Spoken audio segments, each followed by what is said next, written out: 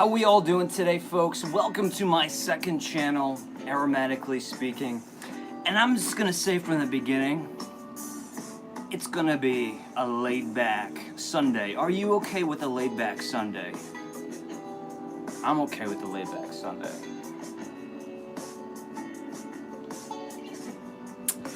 I was about to do my intro to The Candle Enthusiast, and it's not The Candle Enthusiast, but I'll do it anyway. Welcome everybody to The Candle Enthusiast. I am your host, Shane Carlson. What do we think about the introduction I've been doing recently? I don't know. I wanted to get my name in my introduction, but I don't know how good the introduction is. But I do want to welcome everybody. I see you guys starting to trickle in now. I'm trying to get some coffee in me before we begin. Let me pull you guys up down here. The name of this track is called Sweet as Honey. I think it works. It's a little bit redundant though. So I'm gonna hit stop. But let's pull you guys up.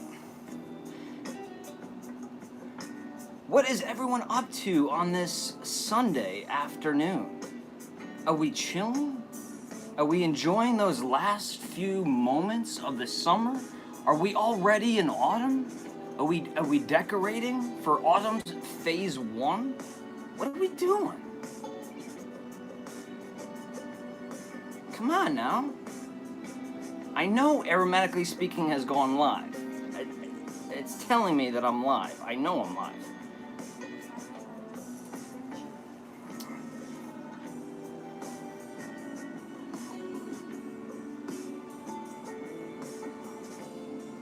All right, I think I'm all set now. Let's hit that key. Stop the music. I got you guys pulled up.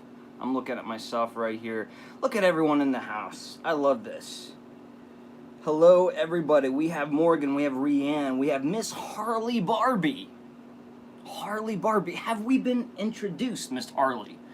I don't know if we have, unless you changed your name. The avatars are very small. We have Angie Clementine. We have Eric in the house. We have Angie in the house. We have Kitty Danger.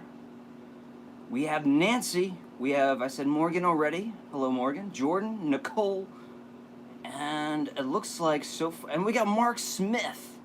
Mark Smith in the house, who was, I hope you don't mind me saying, Mark, but he was the winner of the 1999 very rare Witch's Brew candle. If you saw what we went through to get that candle, because he lives out, I don't know if he wants me to tell everybody where he lives, but let's say in a warmer climate, the efforts that we took to get that candle to him safely. I put an ice pack, a shipping ice pack, inside of his candle that stays cold for 48 hours.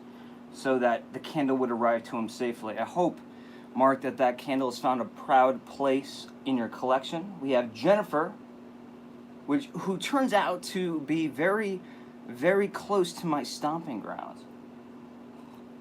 Speaking of Jennifer, I hope you don't mind, Jennifer. But I did receive her postcard, and I apologize that I have not given you kind of like a written official thank you. But my favorite thing, on top of another one of my favorite things, an owl on top of the pumpkin. Very sweet postcard. It's kind of like a retro postcard too, and it's got glitter and it's got very sweet words on it. So thank you very much for that. I truly appreciate that kind of stuff. And if you guys want to send anything my way, I'm not looking for handouts. But if people always ask, is there any way I can send you something? Of course you can. My P.O. box, is it in the description of Aromatically Speaking? I don't think it is. But my P.O. box address is going to be available on my main channel, The Candle Enthusiast. If you're not familiar, if you're new to this channel and you're not familiar with The Candle Enthusiast, that's my main channel. And all my contact information is going to be in the description of all of those videos.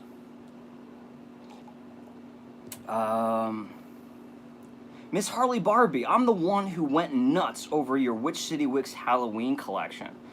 That's awesome. Does that mean that which city wicks brought you to the candle enthusiast? That is awesome. And yes, now I remember you went nuts, but nuts is good when it comes to candles. We have Melanie here too.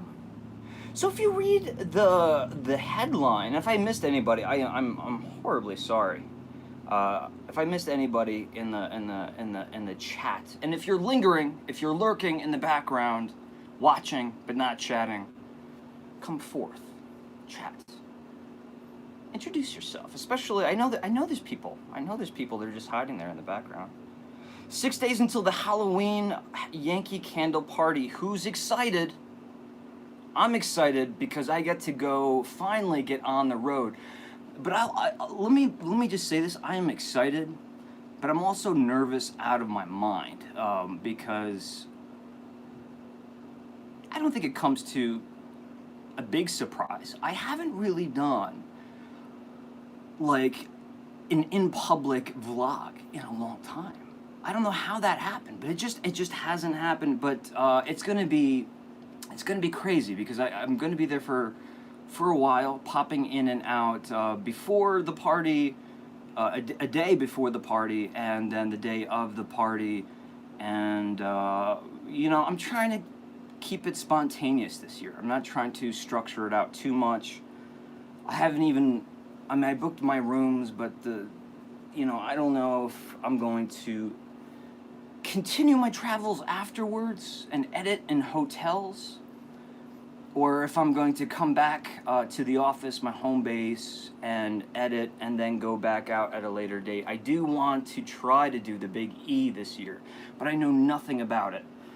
And so if anybody wants to, share some recommendations, my email, candleenthusiast@yahoo.com. It's a good way to get a hold of me.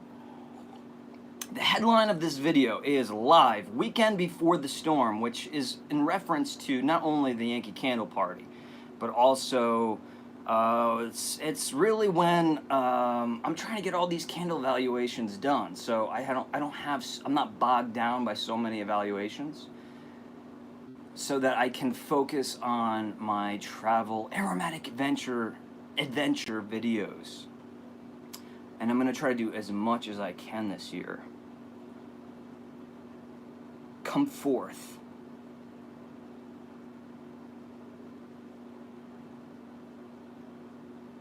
Mark Smith says, in reference to the Yankee Candle party, I'm ready, but thinking it will not be as great as years past.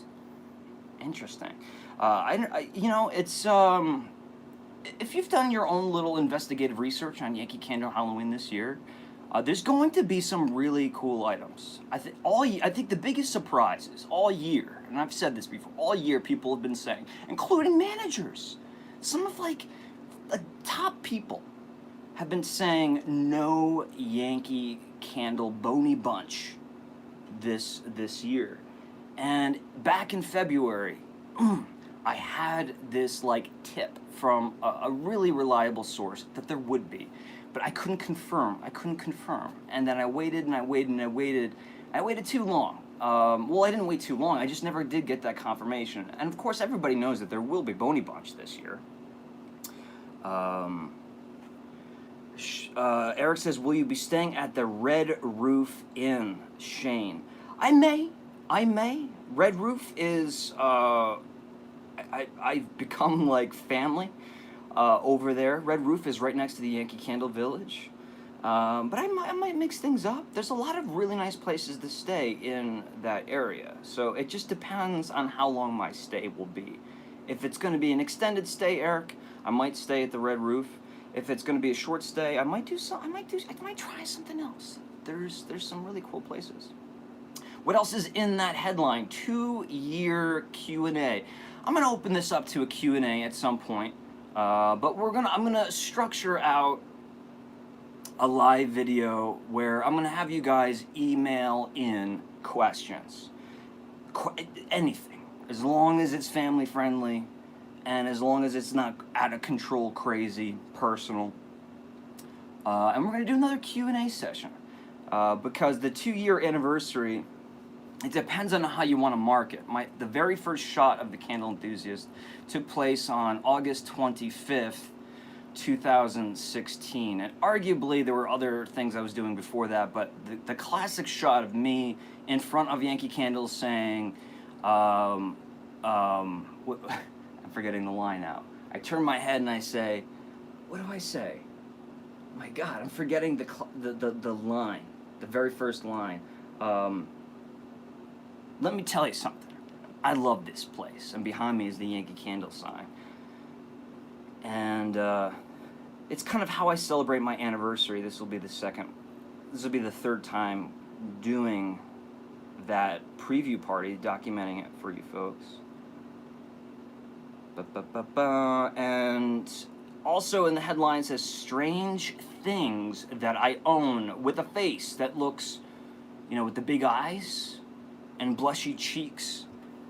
Because I'm going to show you some things that, look, when you move, I'm sure a lot of you know this, but when you move, say from, a long distance, for me, you guys know I lived in California and I moved back to the East Coast. Taking things out of storage, unboxing things that you own, it never stops unless you truly get rid of everything that you own when you move. And I opted to really save everything that I have. So I'm constantly just opening up boxes because, I was recently looking for some Halloween decorations, so I uncovered some things that are like, oh wow, I forgot I own this. But I mean, really, I just own so many strange things. So some things are going to be cool. Some things will be, odd, a little questionable, and some things are just like downright like, man, like, are you? Is Shane like a creepy guy? Is Shane a creepy guy? I don't think I'm a creepy guy, but some of the things I own, I'm open to admit that are a little strange for a grown adult male. Shane, do you live in New England? It depends on what your definition of New England is. I include New York in New England. I don't think it's officially a part of New England. I live in, essentially, let's call it the Hudson Valley of New York. And that's currently where my home base is. And I have a feeling, after two and a half years, almost 3 years, of having this be my home base, I think this is where I'm finally starting to plant my roots. Doesn't mean I'm going to stop traveling. I'm going to travel as much as I can. The question is, can I get you guys closer to me? I feel so far. There we go. I think that's a little bit better. And then let's go back to the Yankee Candle party. As far as fragrances are concerned, we are looking at Witch's Brew. Witch's Brew, of course, is always coming back. It's arguably the 20th anniversary. I've been saying that for months now, but there's just no way of confirming that. But from my research, it's the 20th anniversary, and we will be seeing Sweet Seduction come back in multiple formats. So where we won't see a lot of fragrances, unless Yankee Candle truly has some secrets up their sleeve, we're just going to be seeing more of, well, here are our two fragrances, our two choices for Halloween. Which format do I want to buy it in? Do I want to buy it in a large jar, a medium jar, a tumbler? And there's some other things. So, and the accessories and all that goodness, I'm going to be filming a full in-depth documenting the party, a video, but I'll also be doing a haul of all of the accessories and candles. But I'm also going to be doing a live as well, so it's going to be a very, very busy weekend for me at Yankee Candle Village. And if anyone's there at the Yankee Candle Village, don't be shy. Come up, say hello. Lisa says, I'm sorry I'm late. Don't be sorry. You're not really that late. All right. So, where do we get started here? I want to make sure. I can't find you on the eBay app, says Miss Harley Barbie. Now, the seller name is honestly can never remember. I always get Aromatically Speaking mixed up with Aromatic Adventures. It's Aromatic Adventures.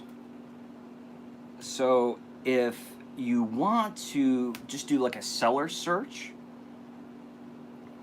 look for Aromatic Adventures, or you can just simply type in TCE Mary Tyler Moore.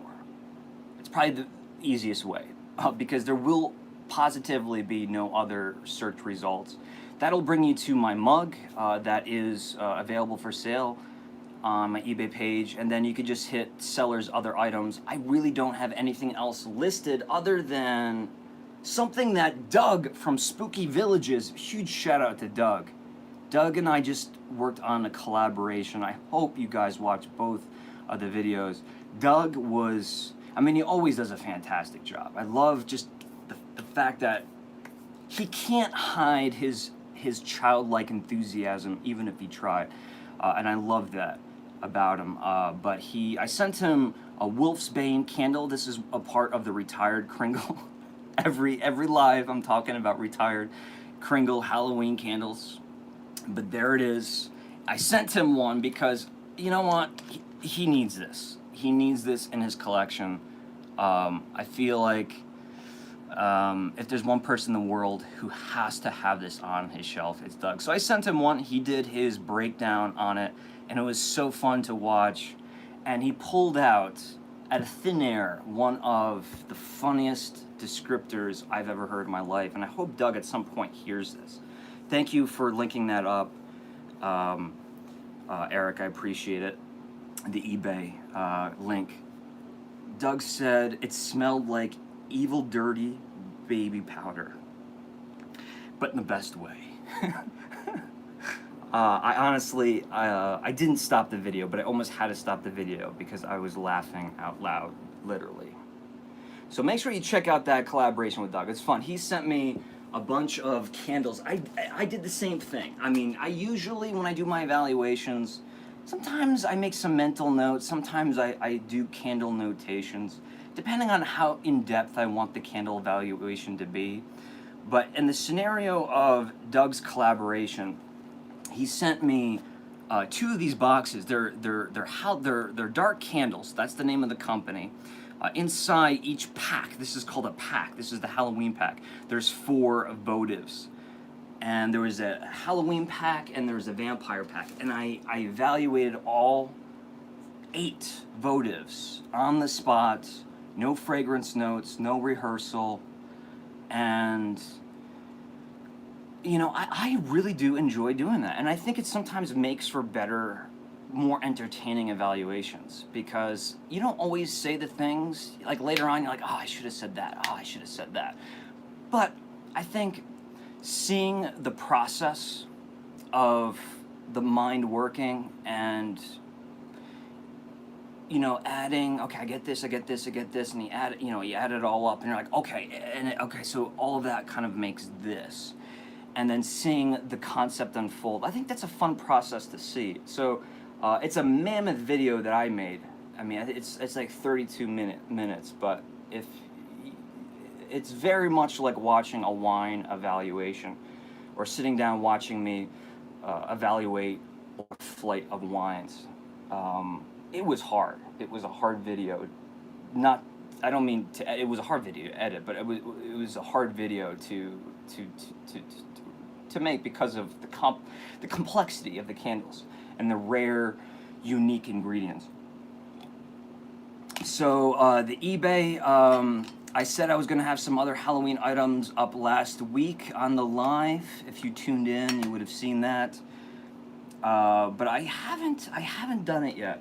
I have some interesting Halloween items, and I've come to the conclusion this week that I really need to be extra hard on myself and pick out some. I'm referring to these guys here. This is what I've kind of dwindled down my Yankee Candle collection to. I'm sorry that I hate people saying it looks so horrible. but I'm gonna pick out some special gems and put it out there. I just want to make sure that I'm doing it at the right time, because I know a lot of people are gonna be buying, or they're buying Halloween stuff right now. So I don't want to be putting up more stuff for you guys to buy. Jennifer says, such an epic descriptor when you... I'm glad you're using the word descriptor, too.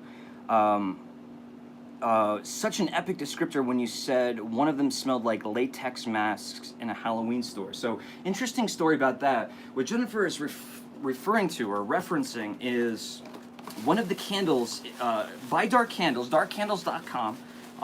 These folks definitely... I'm gonna give you my testimonial to say go ahead, spend a couple dollars over at Dark Candles, because there's some really interesting fragrances. As long as you don't mind, like, you know, you're okay with jumping outside of the box of home fragrance and purchasing candles that are a little bit more artisan. There's one called Dark Carnival, and yeah, when I smelled it, let's see if it's changed. I was at a loss. Because when you think of Dark Carnival, what? I mean, you think of, of course, all of the food.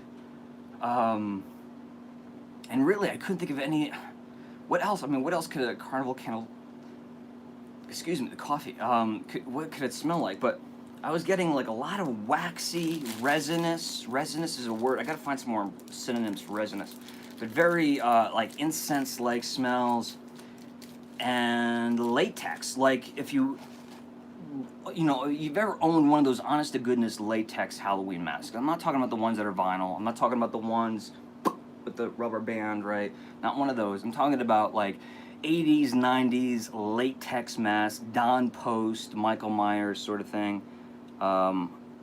There's a very unique smell when you put those things on and you have them on for a long period of time. And that's kind of how I describe the candle. But it turns out that there might be something wrong with the candle that I have, because Doug, the description said it's supposed to smell like cotton candy, it's supposed to smell like caramel apples, popcorn, all these concessions, all these treats, and Doug definitely said that his experience with that candle was on point with that description, and that's not what mine smells like. So I'm gonna reach out to Dark Candles, not because I'm angry or anything, but I'm gonna reach out to them and be like, wow, you know, what happened here? And I'll see what they say, but I actually kind of like it the way it is, to be honest with you. It's so weird and twisted. I kind of like it. I'd like to smell the latex mask. Mark brings up a good question. How is everyone's Colonial Candles working out? Everyone who purchased the jack-o'-lantern, and I can't reach it, but the Graveyard Fog, or if you purchased the Melts, I think, all in all, I don't think I've heard anyone say anything really bad and negative about them, unless you're not a fan of pumpkin spice or black licorice. I mean, if you can get past those two things, I think Colonial's really kind of, at least for me, kind of stepped out from the shadows and said, yeah, like, look what we're doing now. So they're definitely on my radar. They have been in touch, and they are sending more things my way. So keep your eyes open for that. All right.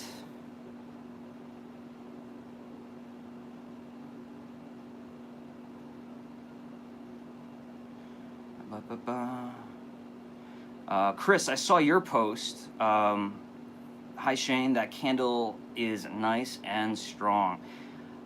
Is it nice and strong, or is it nice and strong? I think because you have ... I think you're kind of separating the two descriptions.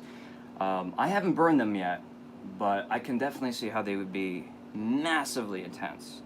And Lisa says, I need a candy corn candle. What is the best candy corn candle out there right now? I mean, Sweet Seduction from Yankee Candle is... I really enjoyed it last year. I burned it. It was much more intense than any of the Yankee Candle candy corn fragrances have ever been. I don't think it was as intense as the Trick or Treat swirl candle. But what is the best candy corn candle out there? That's a good question for you guys. Because, you know, I'll be burning Sweet Seduction this year from Yankee Candle. Jennifer says, I love the pumpkin, but not a fan of the graveyard. I can definitely get that. I understand. I mean, it's just very simple. I mean, all it takes is one of the many ingredients in it that are kind of outside the box for you not to enjoy, to not enjoy the whole experience. Totally get the squash blossom scent. That is something that is super. I really like that they went there. They went with squash blossoms on the jack-o'-lantern Colonial Candle as a descriptor, and they went with basil on the graveyard fog. Like, these are descriptions that sound like wine descriptions, which is really cool. I wonder if that's what they're trying to do. You know, trying to be a little bit more, I don't know, I would say a little bit more geeky, nerdy with the fragrance notes. Instead of making them sound, everything sounds so pretty and wonderful. Going for like some esoteric, highbrow fragrance note descriptions. All right, so let's get into this. We talked about the wolfsbane, so that is up on eBay. When it comes to this, will be the last time I mention it, most likely. Well, Crinkle Candle Halloween, Witch's Cauldron is sold out. I have no more. I have what I have for myself, for my collection, for the rest of my life. Even if my Kittredge does decide to bring it back, or a Crinkle Candle as a limited edition, I would be willing to put money.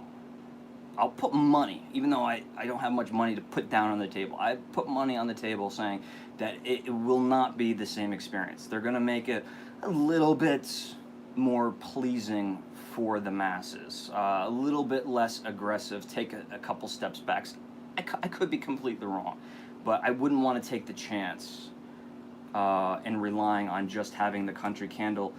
Fright Night, he also talked about, my Kittredge Kringle, about bringing back.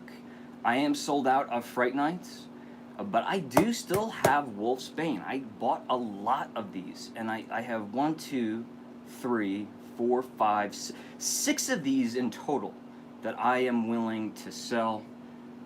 They are up on eBay. Get them now if you can, if you want. If not, they don't sell this year, I'll still have them. All right, so let's get to, before we do the Q&A thing, let's get to the things that I own. I have a bunch. I just grabbed a bunch of stuff. I'm gonna try to keep you guys here because I don't want to. I don't try to read your descriptions while I'm doing this. Mark Smith says, I love and enjoy Witch's Cauldron more than any other candle made ever. I think he means to say. Wow. So, okay, before we do that, I showed that lovely card from Jennifer. But here's something. I think Nicole's with us. She was. I don't know if she still is. But if Nicole, you're still with us, this was something I've been holding on to. I have to take that off. This is something I've been holding on to for a special moment. A while back, I started a series called Enthusiastically, or Living Enthusiastically. And it was going to be this 10-part video of, a lot of you guys know, of me going step by step, trying to get in a place where I just was not sleeping right, I was not thinking right, I was stressing out, I had put on a massive amount of weight, I had gotten out of shape, and this was an opportunity for me to really focus on it, but also produce content on it. And I made the executive decision to not go, it's not that I'm not going to finish it, but a lot of things were coming up that, and it was slowing down the production of all of my other videos. So I only actually ended up making 2 videos. It's not that I gave up. Trust me, I've made plenty of wonderful steps. I still struggle just like everybody else, but I made plenty of wonderful steps in becoming a healthier person. But this is something I wanted to include in one of those videos, because I wanted these videos to have dramatic arcs to them. I didn't want them just to be me acting silly and just all, look at Shane, laugh at Shane, oh, Shane's exercising, looking, he's sweating, laugh at him, haha. I wanted everybody in some way to see the struggles that I was going through and hopefully relate. I was trying to put my best foot forward as far as the documentarian inside of me.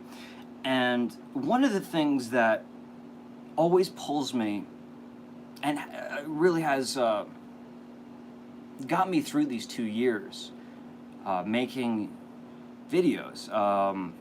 Sometimes, if you've heard the rumors where people, you get burned out, you give up, you lose interest, people, start a channel, they disappear, the videos dwindle, and, eventually they say, I burned out, I hit a wall, I give up, I don't want to do this anymore. It's not a myth. It happens, and it happens on a regular basis. But you have to keep finding things to propel you forward. And one of the things is getting things like this in the mail, postcards, and this right here. And I wanted to include this in the 3rd episode of Aromatically Speaking, and I've held on for too long. This is from Nicole, our very own Nicole here, candle enthusiast, and her son Bryce wrote me a letter, and I really did just open it in this moment. And I wanted to wait for a moment of weakness. I wanted to wait for one of those moments of frustration where I really want, that feeling like I can't do this anymore, I want to give up. And I wanted to open it up and read this because I knew this would put a smile on my face. I don't know how old Bryce is, but Bryce is a young, bright-eyed child. I want to show this letter, and I want to read it to you guys. And really, I can feel it. I can feel the mist. I haven't even read anything yet, and I can feel the emotions pumping. Shane, can you ask, please, Rudolph, how does his nose glow in the night? Thank you. From Bryce Menard. What Bryce is in what he's referencing is at Santa's Village. Right before you go in, Santa's Village is an amusement park, an early 50s amusement park in New Hampshire that I go to every year. And before I go into the park, I kind of interview him. It's an interactive experience with Rudolph. You can get to talk to him, and he's requesting that I ask, how does his nose glow in the night?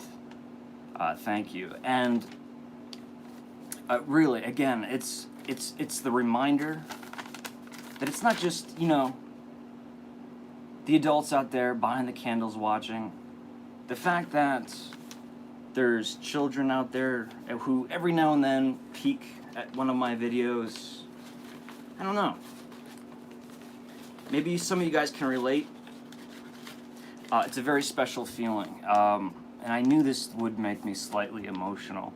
But so this is something that I will, of course, Bryce, I will certainly be asking Rudolph, how does his nose glow in the night? I'm going to freeze it just the way you did, because I love the way you phrased it. How does your nose glow in the night? And I will certainly hold onto this letter and proudly come across it, come by it every so often. When I pull out the many cards, notes, postcards, letters, gifts that you guys have sent me throughout the past 2 years. Thank you very much, Bryce. Thank you for sending me that letter. You have no idea. That really does. Stuff like this, that cheered me up. Thank you. Thank you very much. And yeah, check that out. We got the Disney villain stamps, right? We got Captain Hook, and we have Mickey Mouse on the back. So thought was also put into that. I'm a sucker when it comes to Disney. Can you see Elsa and Anna right there on the shelf? You probably can't. Let's give a big shout out to Bryce. If Bryce maybe is watching this at a later time. Wow. I'm serious. I don't know. When you get older, do you just get prone to getting more emotional? Easier? I don't want to say that I'm getting older. I don't want to admit to that. But I feel like I get emotional really quickly these days. I got some water here. Negate the coffee. All right, what else have we got on the table? Let's keep this going. Something I was going to send in the subscription boxes for 4th of July, but then I realized it's essentially gunpowder, right? I mean, it's flammable. That's one of the first things they ask you when you ship something. Is there anything in the box that's flammable? So I couldn't ship this, but I was going to include these in the subscription boxes. Mark Smith, your lighter there. Wow, I haven't used one of these in the longest time. And this is gonna dump ash all over my table, isn't it? And it's gonna burn me. And I have no place to put it.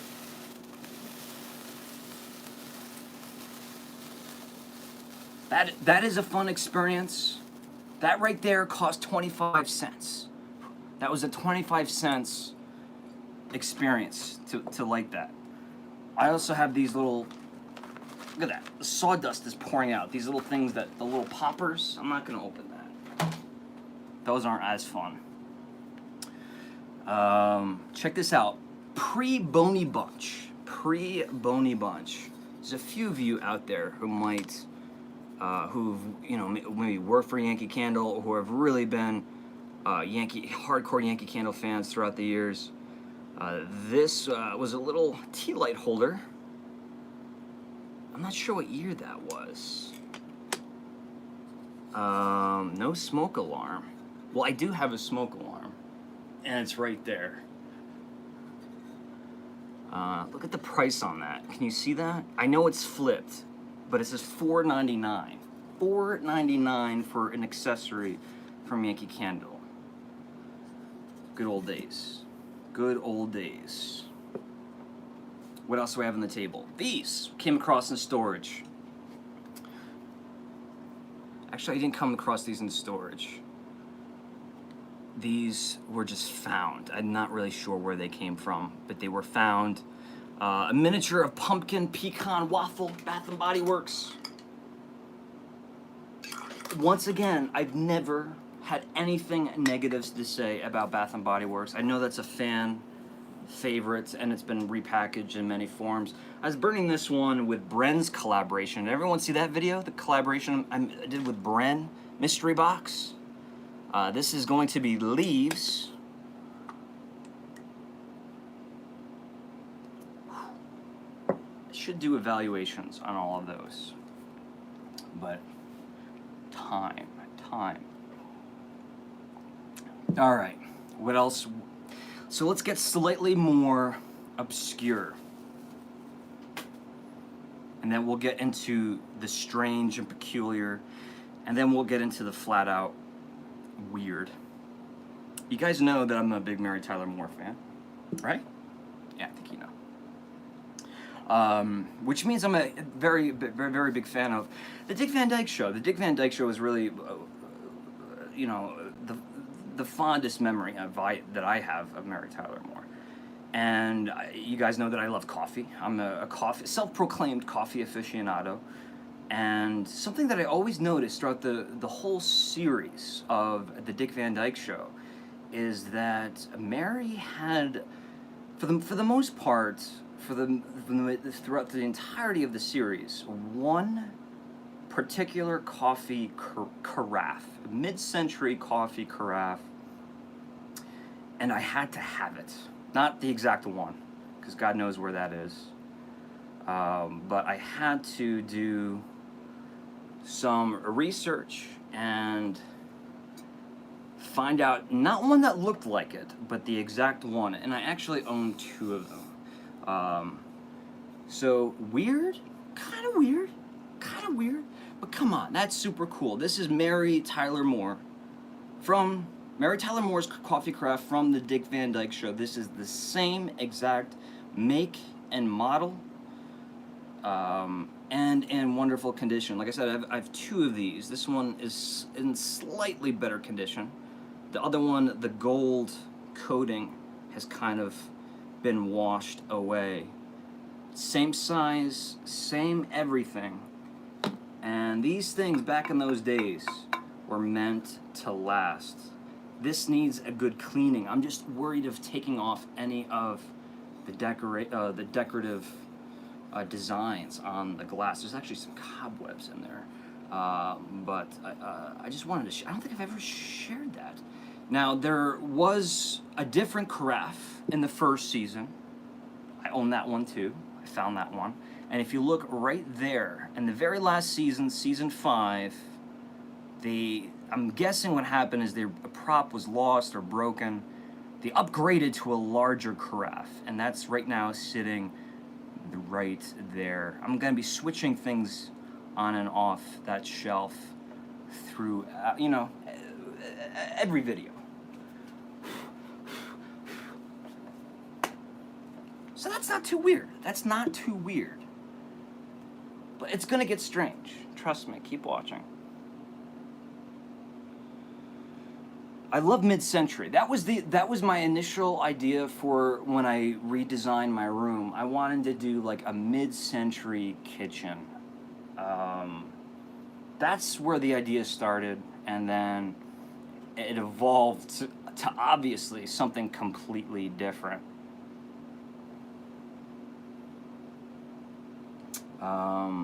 Yeah, that did not take me a short amount of time to find.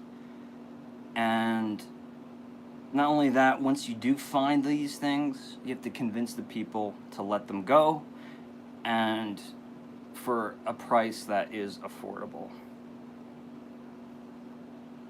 But they last forever. Love it. We have a percolator. Hubs loves percolator coffee. One of these days I'm going to get back to making coffee videos.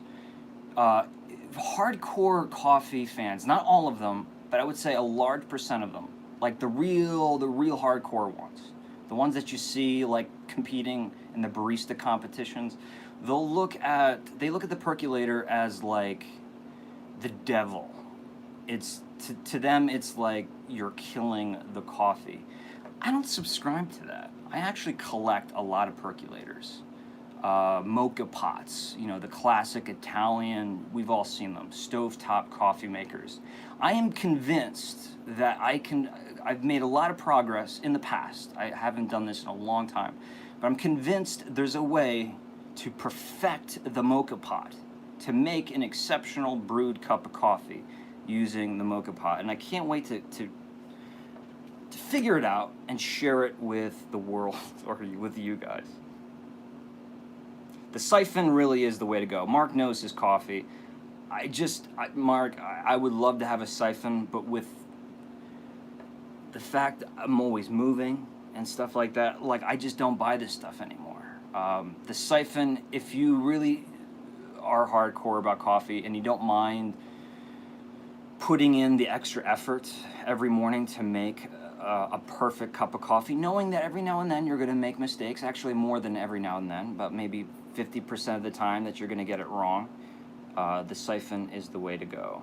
Unless you can spend, drop about, between 3 to 10 grand on an espresso machine.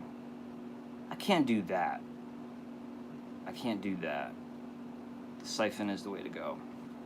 Let's keep this going. All right, here's something. Not too weird, because it's from my childhood. But why do I still have it? That is the question. That's why it gets weird. It's been sitting on my shelf, but I don't think anyone has mentioned it. That is Pee Wee Herman. That is Paul Rubens right there. This is a 1989. Is there a tag? A 1989, 87 pull string doll of Pee Wee Herman that I found at my parents' house. Both my brother and I had one of these. And look at that. Listen. So if I just let it go, it doesn't work. I love you. Oh my God. Hello, I'm Pee Wee Herman. You gotta like control the speed. Creepy or nostalgic? That's the question for you guys.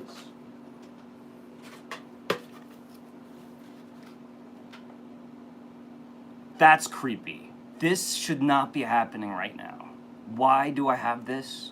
This was a part of one of my Halloween displays, decorations one year. And it's actually, even though it is just plastic, it's pulled from a rather cool mold, and it does have some very interesting ornate decorations on it. But why do I own it? And why is it so accessible when I'm so far away from Halloween? I don't know. Maybe I'll use it for decoration again one year. This is not weird. This is very normal. But this is my first, I would say, short subject film that I made. This is Super 8 right here. All of the raw footage. All of this was hand spliced with using other positives of these, and I did this, made this movie. It was called Current, C-U-R-R-E-N-T, and it was supposed to have a multiple meaning kind of title. Current as in the times, but current also is in electricity, also current in the changing of the tides. It was a short black and white film that I made. I believe it was 11 minutes in length, and still to this day I think is probably one of my greatest achievements, because this is it. Each one of these reels lasts 3 to 4 minutes depending on what frame rate you're using, and you couldn't make mistakes. Rehearsal, and happy accidents, as Bob Ross would say, is what filmmaking was back in those days, at least for me. But that is all the raw footage. I just pulled a bunch of random stuff. We're gonna keep getting weird. That's not weird. This is more of an angry thing.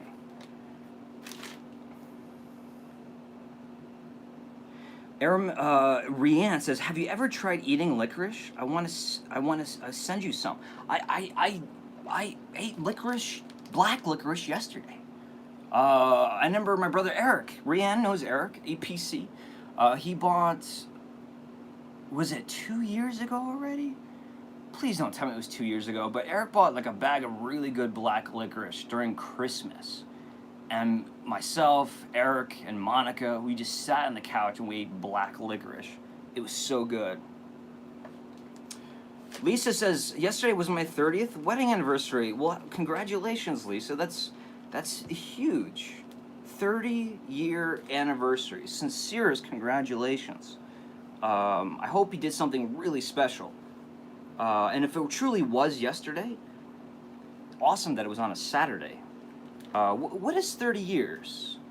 Like, 25 years is silver, 50 years maybe is gold. What's 30? What's the 30-year thing?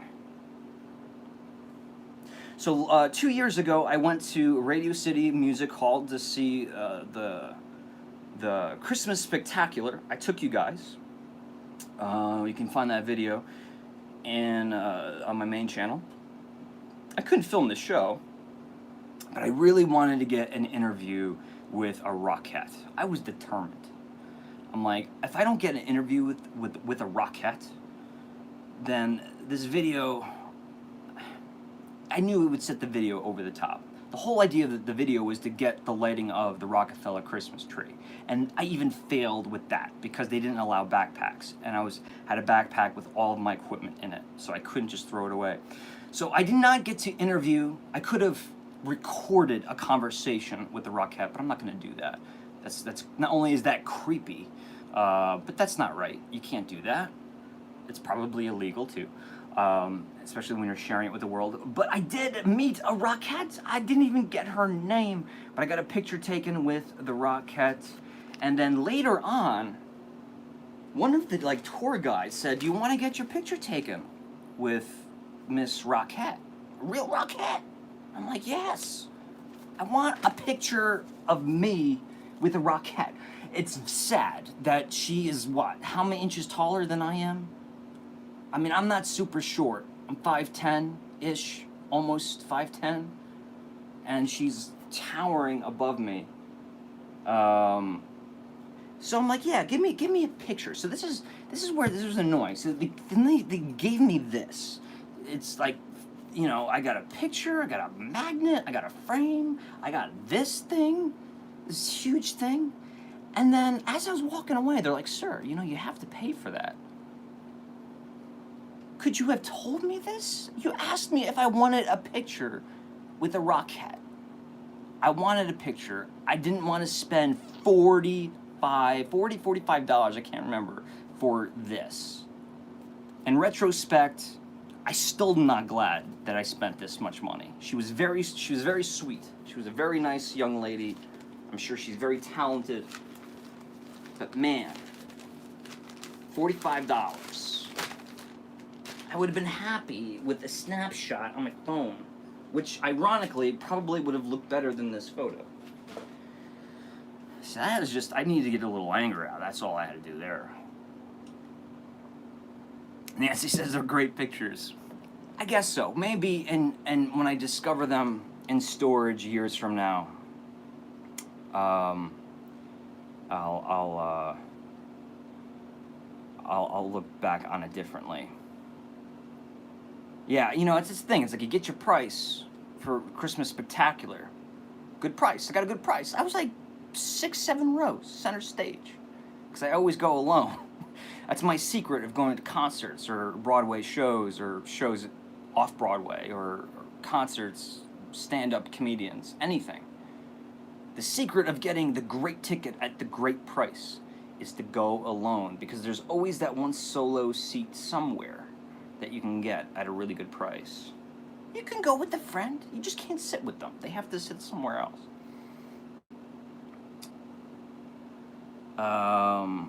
But yeah, I really felt like I was taken advantage of in that situation. All right, we got more boxes. This isn't creepy. Any Perfect Circle fans out there? Who was listening to the radio in the 90s? Like, who was, you know, who had not, you know, the, I guess what I forget what they're called, the Discmans? I can remember the Walkman. You know, I had like, I stayed with the cassette. My portable music apparatus was the audio cassette for a long time, even though I had a CD player from a very early age. But if you were listening to the radio or listening to music in grade school when you weren't supposed to, in the 90s, kind of the later 90s, you probably would have been familiar with the Perfect Circle. Well, this one came out I think this came out post-millennium, the 13th Step.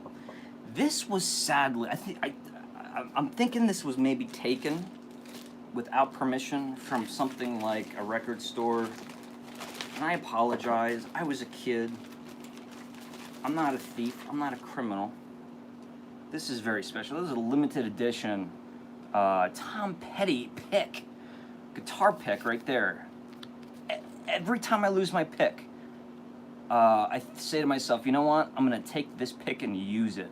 But I just can't, I don't have the heart to pull it off this little strip. This was released because I was a fan club member of the Tom Petty, I think called the Highway Companion fan club back when that would have been 2002.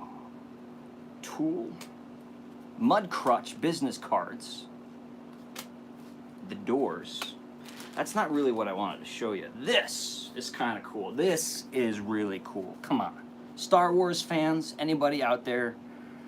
John Williams. So when I was, before the days of, finding, when I found music in my adolescence, I found classic rock, I found some contemporary stuff. But really growing up, the music I listened to was movie scores, music from movies. And of course that means Mr. John Williams was one of my biggest heroes. This is a box set of the original trilogy of Star Wars CDs, and that is signed. I met John Williams when I was a very young boy, and I approached him with this box, and he signed it for me. And it was a really special experience, because I think I've shared this story with you guys before, but I got to meet John Williams with both of my brothers. And you think that would have been enough, No, I was a greedy kid. He signed my Jurassic Park CD cover as well. And you think that would have been enough. But no. I think he understood how big of a fan I was at this point. He signed, you're not going to be able to see it. He signed my Superman CD cover slip. And then I said, you know what, can you sign my Raiders of the Lost Ark? This is a big one, look at this. That's a big CD insert. Can you sign that as well, Mr. Williams? And then just when he's like, wow, that kid wants me to sign a lot of stuff, I'm like, well, you gotta sign E.T., because E.T. is my favorite of all of your scores.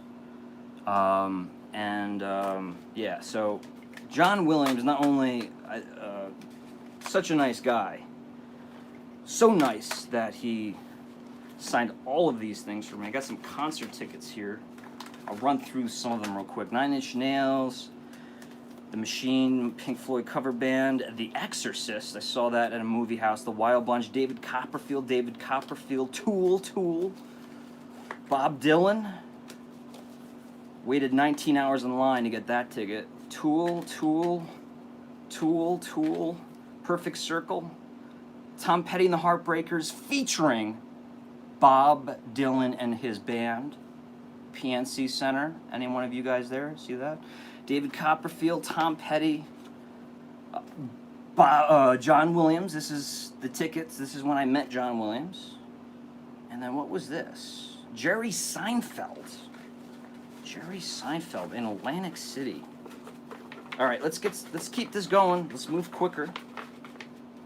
This is a different kind of live show. And we've already got 2 thumbs down, so I know that a lot of you guys appreciate it. Dun, dun, dun. All right.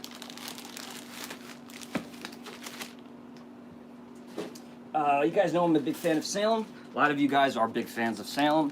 I recently said on the Candle Enthusiast Facebook fan group, I recommended a bunch of you folks, wow, this is intense, visit a shop called Aroma Sanctum. So if you're on Essex Street, I'm not sure what the cross street is. I could guess, but I don't want to be wrong. But the store I'm talking about is right across from Emporium 32. It's called Aroma Sanctum. Just look it up. It's been there for decades, and I can never pronounce her name. Akura Kulak. She's not only the owner, but the perfumer. She makes perfumes for both men and women. If don't get that confused. Perfumer can certainly make cologne as well. But she's very strict in the ingredients that she uses. The whole reason why she got into perfuming is because she's allergic to a lot of ingredients. So she wanted to make her own perfumes. And just for the heck of it, I filmed the video. The video wasn't really good, so I never really edited it. It wasn't her fault, it was mine. But for the heck of it, she said, why don't you try one? I'm gonna put some on you, a perfume. And I want you to come back tomorrow, because we talked about, I was filming, and then I was gonna come back to film a little bit more the following day. She said, come back tomorrow. And let's smell. We're gonna put a drop in her hand. We'll smell it again tomorrow. I'm like, I told her I'm gonna shower like in between. She's like, that doesn't matter. I'm like, you're telling me it's still gonna smell on my hand tomorrow, even after I shower. 24 hours later, she's like, yeah. And she's like, you're gonna be surprised that it's gonna completely change. So she told me to pick one perfume. One scent. Let's not call it a perfume anymore. She told me to pick one oil. And I'm like, you know what? Is there any way I can pull off mermaid? And she went, I think you can. I think you can. I don't know if I should be insulted by that. I wasn't at the time. This is 1/4 ounce. And I'm telling you right now, this is 2 years old, which is probably not great, but it has been in this bag, but it smelled, I'm not even gonna open this thing up because I can smell it so much right now. But there it is, Mermaid, and I highly recommend, she makes tons. The two I'm gonna recommend if you ever get a chance to visit, and you can go online and order them too. She's got one called Mermaid, and she's got one called Pirate. And both of them, unisex all the way, and it really did. That was the day my mind completely opened, became much more open-minded to the concept of perfumery. I understand that to become a legit perfumer is a very hard task. It takes a long time. Arguably, becoming a master perfumer is just as hard, if not harder, than becoming a master sommelier. And she is something special. And indeed, when I did come back the 24 hours later, it had changed. At first, when she first applied it, it was spicy, it was earthy, it felt like we were on the beach, right? You're like, maybe there's some kelp. I'm tangled up in some kelp. There was earthy green notes, some floral notes, some citrus notes to brighten it up. But the next day, it smelled like straight up ruby red grapefruit and sea salt. Like you just took a grapefruit, sliced it in half, and just dipped it in sea salt and smelled it. And so not only did the smell during the dry down evolve, but conceptually, throughout 24 hours, it worked. Conceptually, thematically, it worked. So if you guys have a chance to visit Akura, I believe that's how you pronounce her name, Aroma Sanctum in Salem, or just go on the website. Do me a favor though, make sure you let her know I sent you, because I always felt bad because she gave me a good amount of time to film a segment, and I never used it. I never used it because the audio was bad. Her AC sounded like a monster truck, so the audio was bad. And I just don't think I was prepared to deliver the right questions. Plus, I was producing a Halloween video. We weren't talking about Halloween concepts. All right, what else do we got here on the table? What else do we have down here? So, I like Goodwill. I like thrift stores. Always to make an extra buck back in the day. I would always do some thrift store shopping, and I just have a knack of spotting things that I know that are more valuable than people might think. Like I once purchased a 1964 Chemex coffee brewer. 1964. probably pick one of those up on eBay for $87. I got it for $2 because someone thought it was a flower vase. So I just, it became like an obsession with me, and I still do it to this day. Whenever I see a Goodwill, and in my mind, a couple months ago, knowing that the Winnie the Pooh film was coming out for Disney, the Christopher Robin film, I saw this and I'm like, yes, I'm gonna flip. I'm gonna sell this. I'm gonna sell this Tigger on eBay, and I'm gonna make a fortune, because I am foreseeing that the film's gonna come out and create a whole new set of fans, and this is gonna be a hot ticket. Someone's gonna want this monstrous Tigger. I haven't sold it. The problem with thrift store shopping, Goodwill, you know, fairs, stuff like that, is sometimes you fall in love with the things that you buy. And I fell in love with Tigger. I didn't fall in love with him. But I haven't been able to let him go yet. I have absolutely no place to put him, though. So every time I'm filming something in the office, I just have to throw him in the opposite corner, because he's so monstrous. I do have plush. Some plush up there. You know, I have Santa Claus. I love plush. Plush is, they don't break, and they move, and they make me happy, right? Having a Mickey Mouse plush animal sitting on my desk while I'm working makes me smile. Does that make me crazy? It might. I might. Put Tigger in your bed, says Nicole. See, here's the thing. I was gonna. I couldn't come up with a joke. I was trying to go there. No, that's the thing I'm afraid people think, is that like I'm this weird guy that like snuggles with animals, stuffed animals. No, I like plush. Speaking of which, Disneyland just released their Halloween Disney character Halloween plush, and it's like, god dang it, Goofy as the Mummy.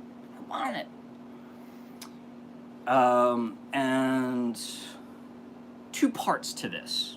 One is kind of sweet, and you know, I always love these moments that are, I always call it synchronicity, or these moments that just seem serendipitous when it happens. Part of this is touching, and a part of this is a little creepy. The first part is the touching part. I was at a Goodwill, and I came across this little metal box. I mean, it's heavy. It's like a jewelry box. And, you know, I'm like, how much did it cost? I still have the sticker on it. $2.99. I'm like, you know what? That's a good, something deserves to go in there. And as you can see, it says dreams right there. Dreams. I'm like, you know what?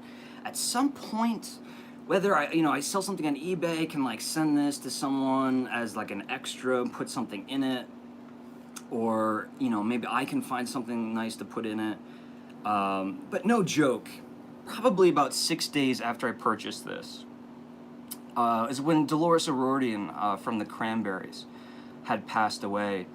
And of course, if we're not familiar with the Cranberries, very first album, I don't know if it was their first hit, Dreams, but it's arguably the song, other than probably Zombie and Linger, that they'll always be remembered for.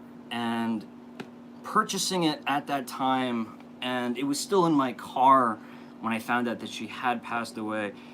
It's amazing how these things happen. Like, I didn't need to buy this. I didn't even want it. I didn't even know what to do with it, but there was just this impulse. I'm like, I have to get it. I have to get this box.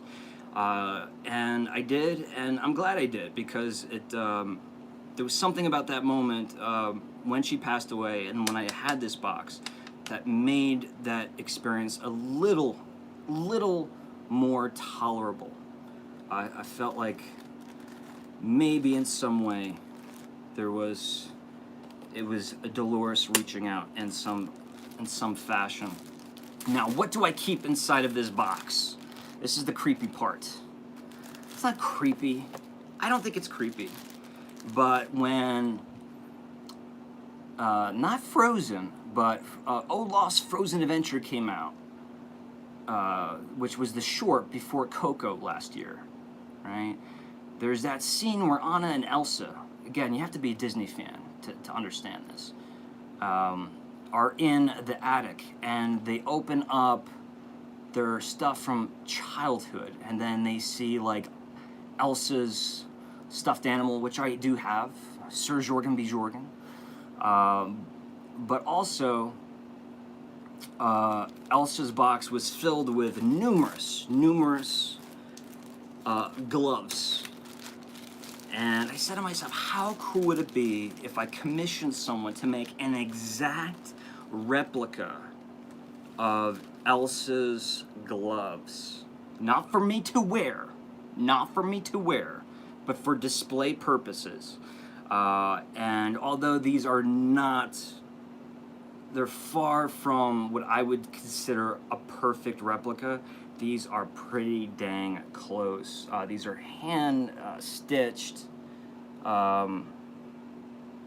gloves. Now, the color, depending on when you watch the film, especially all the sequels and stuff, there's the short video, Frozen Fever, and then Olaf's Frozen Adventure. The gloves do appear to change color. Sometimes they're more of a baby blue color, but sometimes they do appear to be more of this, what is this, seafoam color. So that's another thing that I think one day I'll have a true pair, a replica of Elsa's gloves for display purposes. But for now, these are, I think, pretty dang cool. They're even, have that elastic feel. Am I creepy?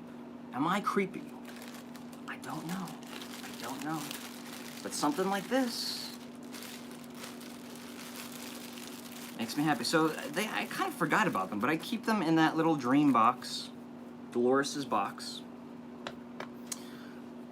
And I think that's it. I got something here, but I think that's going to be it for the strange things that I own. Maybe your dog could wear them, says Angie. No. Elsa, my dog, my Maltese, would destroy them instantly. And Jennifer says, wow, sweet moment regarding Dolores. It was very moment. And Nancy's also pulling the Marilyn Monroe with the plaque right there. Another little happy accident, coincidence. I showed this last week. Was it last week? I showed this on the live, and it just, I don't know why I decided last week to share it, but it was coincided with the anniversary of Marilyn Monroe's death, and it's her gravestone plaque. I swear I did not plan that out. And if you guys remember my lobster story with Mary Tyler Moore, that one is just crazy. I don't even like talking about that one, because if somebody told me that story, I wouldn't believe it myself. So if I can't believe it, I just feel like I don't want to share it, because I don't want you guys to think I'm making up stories. Did you decide to sell them? The plaques. I'm not going to put them up on eBay. Mark's asking if I decided to sell these. The way this is going to work, like I said, I have... This is, I mean, it's not finished. But this is what the plaque looks like. Of course, it's an impression. It's far from perfect, but I love that it got like every single little detail. I did not harm Marilyn Monroe's grave in any way. I simply made a clay impression, and then I made a plastic casting out of these. But I can reproduce these, but I don't want to sell them. I feel like that's just wrong. However, I did propose the idea that I would consider, if anyone wants one of these, whether it be if you want it painted, this is the way it would look, or it would be this very bright white, pearl white color, which I think looks just as pretty. If you want one of these, just send me an email. candle enthusiast at Yahoo, subject Marilyn Monroe plaque. Let me know if Marilyn Monroe means to you as much as she means to me, and like that is something that would help you feel like, oh, that'd be nice little reminder of Marilyn to have maybe in my office, somewhere in my house.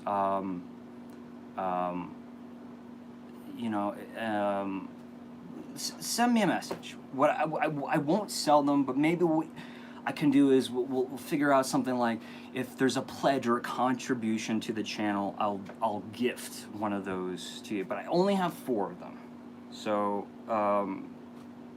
that's my answer to that question.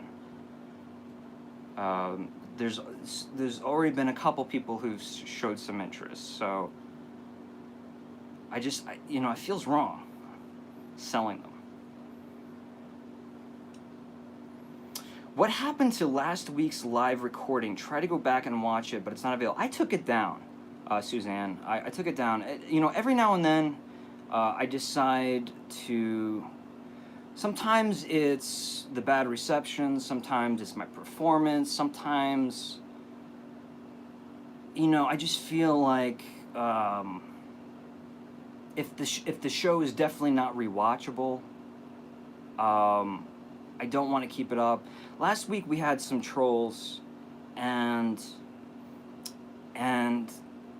although in the moment it really didn't bother me, I think as soon as I finished up the live, it really kind of sunk in. It's like, the trolls is a part of YouTube. I get it, right? It's just, you have to get used to it. People are going to try to make your day, they're going to try to ruin your day, no matter how positive you try to be. I mean, 2 people have given this video a thumbs down already. And all we're doing is simply sitting down as friends, chit-chatting. There's people who are just going to want to ruin your day. That's fine. But I think that what was really sad about last week is just that when I did rewatch it, I could almost, in my demeanor, I could see myself being affected. And I didn't want that to be shared. I wanted that to go away. I don't want that to be seen. I really appreciate the efforts of folks like Eric. I forgot that there was no moderators on this second channel. So with this, I think there was 2 trolls, and we couldn't. Eric's like, make some of us moderators, but he kept saying mod, and I didn't understand what I just didn't get it, because my mind was focused on what I was doing, yeah, so that's that. It's in the past, and it's just like, trust me when I say, trolls, I've been very lucky so far, as far as like, no one's really come to me with negativity or anything like that, or I hear horror stories about trolls.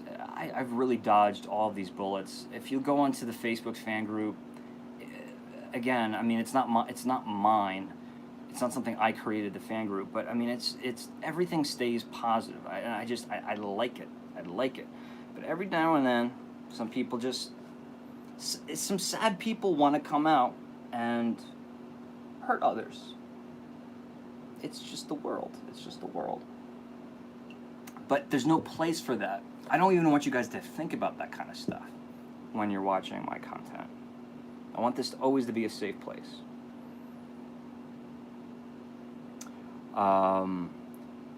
And so not lastly, because we're going to open up to a Q&A. How long are we at here? We're getting deep in there. I'm going to save this. And you guys don't even know what it is, so I think I haven't even attempted yet. It's not the biggest thing in the world. But I feel like that's probably something that would be a good thing to open up on another live video. Let's open up some Q&A. And let's drive this in the direction of anything you want to ask, but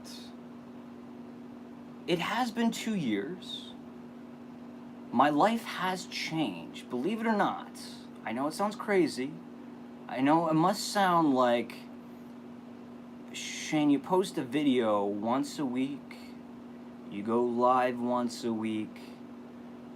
How much does the candle enthusiast really, at the end of the day, affect your life? A lot.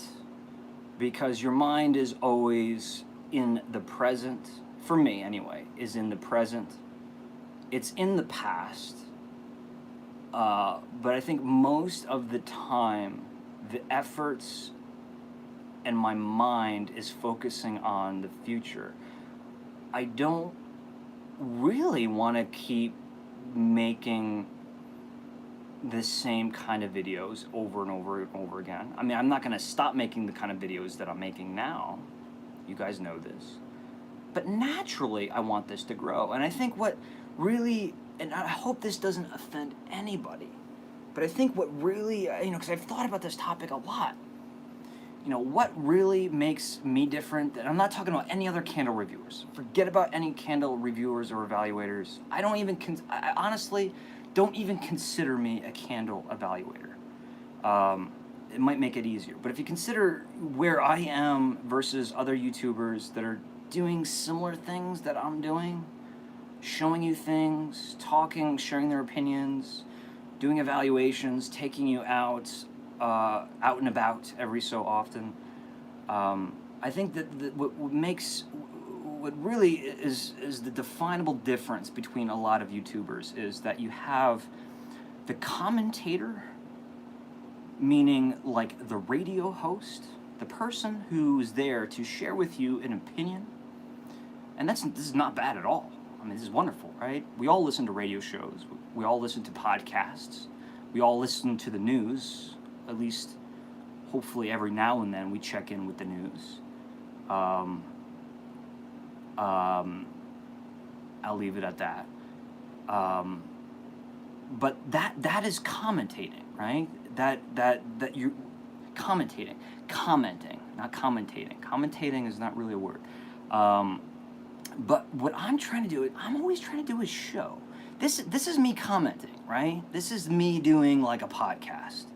But everything I do in the main channel, I'm always trying to make a show, right? It's not about my opinion. It's not about what do I really have to say. I'm trying to entertain people, and I want my stuff.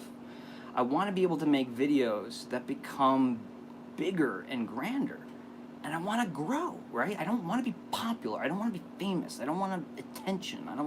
It's not what I want. I'm not hungry for money. But I'm on this personal journey to find a way where I can take what I do have, the virtues that I do have, the few of them, and put them in the best place. And I want to be able to expand, of course, the candle enthusiast to a much bigger variety of different kind of shows that are not just informative or just entertaining. I want to do more documentary style things. I want the videos to provoke emotions, right? Bob Ross, right? I've always talked about Bob Ross, right?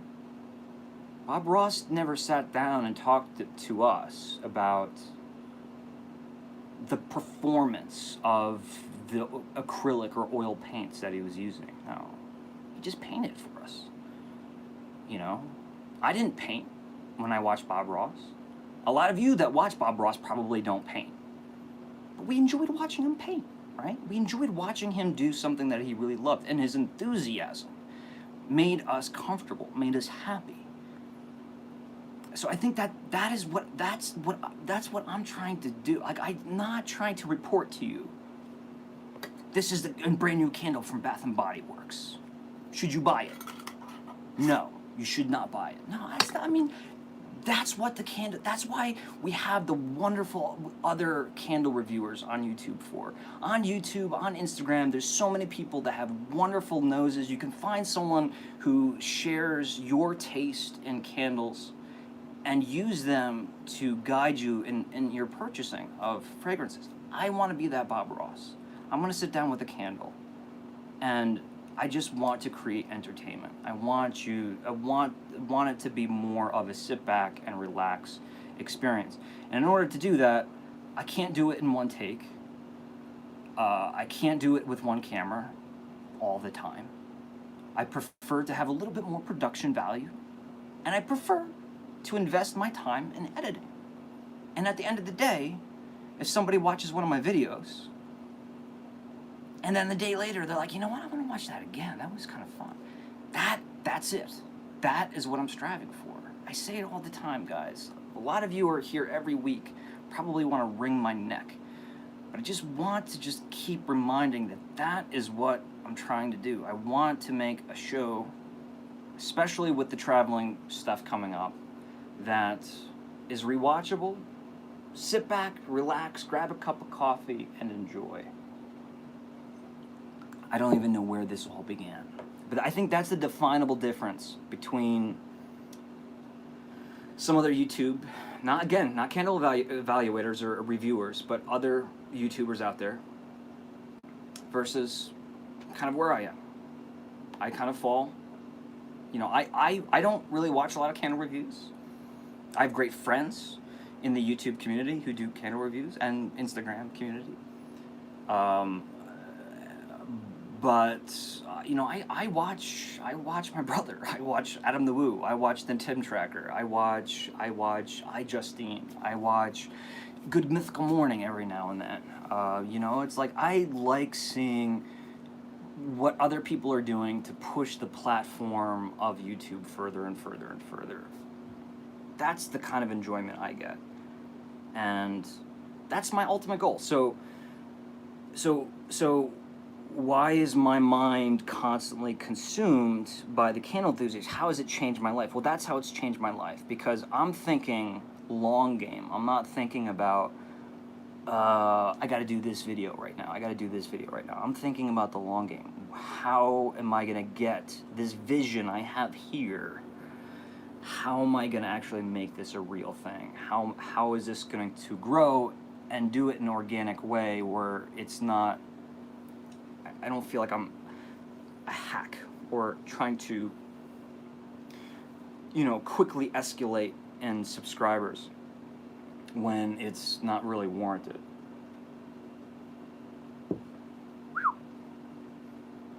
That was a tangent. Let's go back a little bit.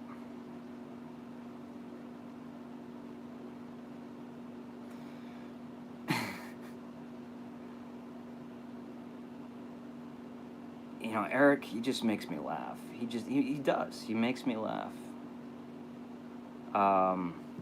Stephanie says, it doesn't matter who you are, what the subject, there will always be trolls. Absolutely.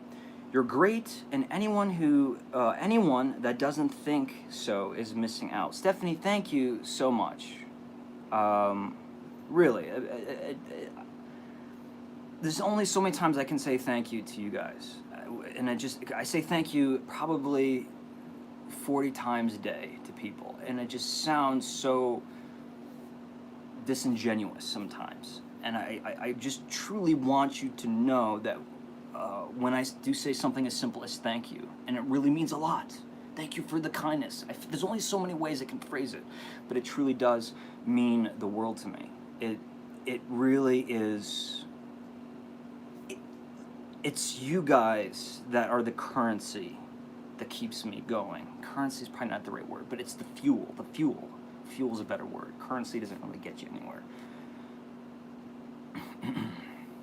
Your channel has brought so much joy to my life. You are my favorite YouTuber. Julie's Sugar Pie Cottage. Thank you. Again, humbled by the kindness. I won't say which, but which is in the title of the video that I recently put out. It took me 23 hours approximately to film, shoot, same thing, and edit. 23 hours. It's a candle evaluation, guys. I'm sitting in front of a camera, smelling candles, and from beginning to end, it took me 23 hours. If you add up all of the work that I did, 23 hours. So when Julie says that, put that into context. All of that work I put into that video, I'm not trying to boast. If anything, I shouldn't be boasting, because it shouldn't have taken me 23 hours to make that video. I should be able to do it much quicker than that. But you can see hopefully you can understand the reward, how much that means, because it didn't just take 10 minutes out of my day. It was almost a part of my life. It took so long to make. So thank you so much. Mark Smith, Shane, are you going to have new episodes of the In-Betweens? Thank you for asking this question. Yes. A lot of things have unfolded with the In-Betweens. If you're not familiar with the In-Betweens was an idea of, like, I found that while I was making all of these videos where I was highlighting going to places, amusement parks, museums, doing all these things, I found that the funniest stuff was happening. Like fire alarms being set off in my hotel room. My room, the room that I was in, was set off. And I didn't do anything. I wasn't burning a candle. I wasn't smoking any illegal or legal products, but it went off. And all of these moments happen off camera. So I wanted to just keep the camera rolling, keep it to the cell phone, and edit really more of like the making of what I go through when I travel. When I kind of take off that veil of, welcome everybody to the Candle Enthusiast. I am your host. And I take that off. This is a little bit. You guys can see me live. This is who I am. I've always considered myself a 51% optimist. I strive to always look for the optimism in the situation. But the truth of the matter is, I feel like there's just always really obscure. Unlucky things that happen to me that in retrospect are very funny. So I want to start producing these videos again. And remember I said that hard drive that was that crashed on me last year? I've recovered some of that footage, and it leaves off exactly where the last episode of the In-Betweens took place.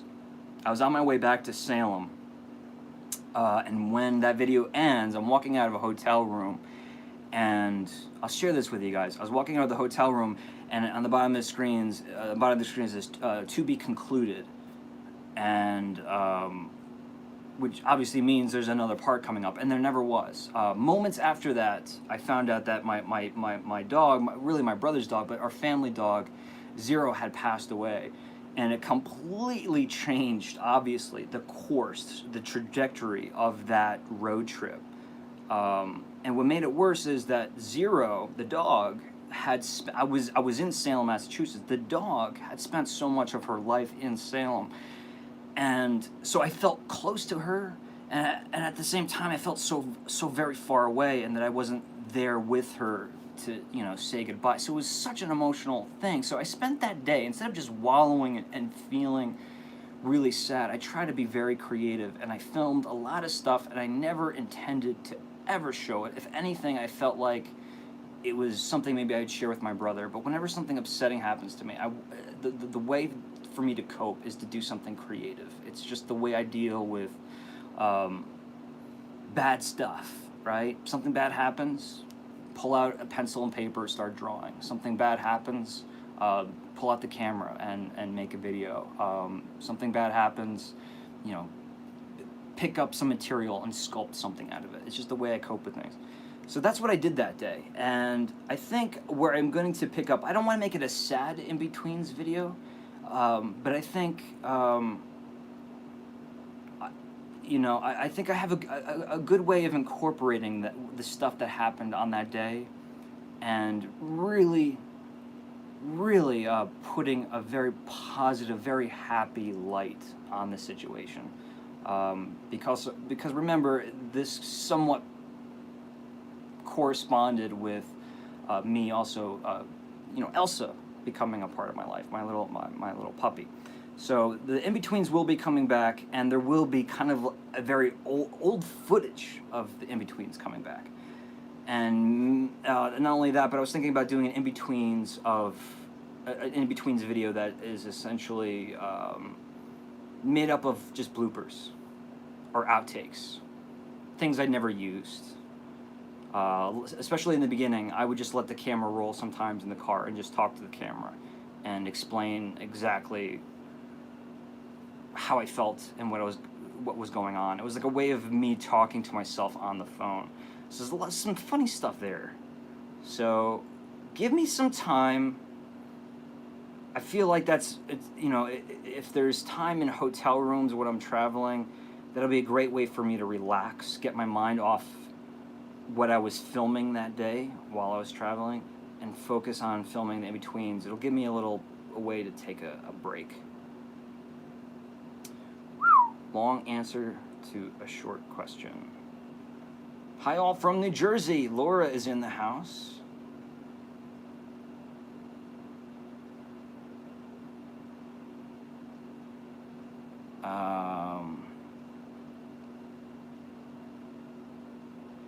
You have a Bob Ross quality to your voice. It evokes memories and makes me appreciate nostalgia. Don't sell yourself short.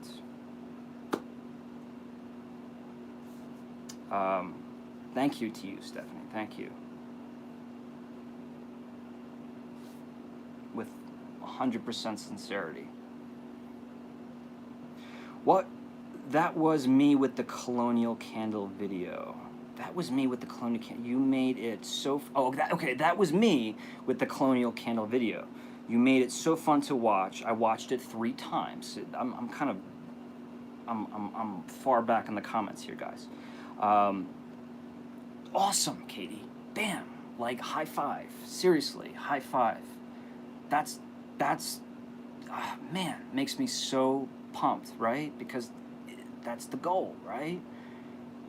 And I just hope that it's not always candle reviews. I hope it could be something that'll be something that's a little bit more enriching than just candle reviews. So that's why I just want to expand to other stuff. I want ghost tours and in-betweens. I want ghost tours, Mark, too. I do. I want ghost tours. The first ghost tour at Fort William Henry in Lake George, New York, literally came about because I was sleeping at Fort William Henry, the conference center. I had this beautiful room at the top of the world, looking over the lake. It was beautiful. It's the same day I shot the AeroPress coffee video. It was the same day I shot the 2-part Hit Refresh Bath & Body Works collection video, which there's an interesting story to that video that I'll share one day. But I woke up at midnight and I couldn't sleep. It was probably because I was drinking all of that coffee. And I was kind of under pressure because I wanted to be in a nice place, Lake George, and make some videos. And I figured, like, well, why don't I just get like a really nice room and film as many videos as I could? It was kind of weird because there's a couple of videos where I'm just like hanging out in a hotel room. And people were like, what the heck? Like, and maybe to some it looks like was on business. I wasn't on business. I was just traveling. And like, that was one of my stops. I spent a little extra money for a nice room, and I try to pump out as many videos. But I woke up in the middle of the night, midnight, and I'm like, you know what? I'm putting on some clothing. I'm taking the camera out. I wasn't nude. I mean, I'm putting on some bundling up is what I should have said. And I'm gonna go just film. I'm gonna walk around Fort William Henry and really allow myself, if it happens, to get freaked out. I'm willing to put myself in those scenarios. Same thing with Lizzie Borden. I'm willing to put myself in these precarious situations, as long as I'm not doing anything illegal or hurting anybody or anything in any way. And really, I couldn't get myself scared. It just was fun. It was so much fun. I put on the kind of the Jack Tripper performance. Always, every now and then I might come off a little extra silly. It's just because, I don't know, sometimes in front of the camera I like to act that way. like the sledding video, and I had fun. But then what was interesting about the video, something actually did happen. If you watch that ghost tour for him, Henry, that really did freak me out. But only for a short period of time, because I was brave enough to figure out what it was. I think most people would have. I heard a really scary noise. I think most people would have just booked it and ran in the opposite direction. But instead, I went to investigate. So I do want to do more of these ghost tour things. I have to be able to pull it off. I need ideas, guys. I need you guys. Mark, you called me out on it. I need you guys, and just don't do a simple Google search of places like top 10 haunted places. I need plausible things, places where I can go that is not only affordable, but also going to provide good content. I need your guys' help, because I've researched and looked for things, and there's things like, asylums, sanitariums, and stuff like that. And although that might be fun, because he would see me scared, again, I want to keep this. I don't want to make this material really heavy and creepy. I mean, if there's some spooky, suspenseful moments in some of my videos, like the Lizzie Borden. My father and I recently were together, and he wanted to watch the Lizzie Borden video, and I was watching them in the corner of my eye during the basement sequence. And I put a lot of time in that basement sequence with the sound design and the editing, and I could just tell he stopped breathing. He was a little bit nervous. I put a little bit of my horror film education to work in that basement sequence at the Lizzie Borden, without scripting anything. It was all in the editing. So I'm totally willing to do ghost tours, but I need tangible ideas that are affordable for the budget that we have, as far as me being able to do it as a one-man show, but also being able to turn out a good-looking video. Right? At this juncture, I want to make sure that the videos, if I go on location, I want to make sure they look really good, because I want to kind of like create a resume with the channel. I want people, if I approach someone, say, like, can I film your establishment? If they look at my channel and see bad looking videos, they might not say yes.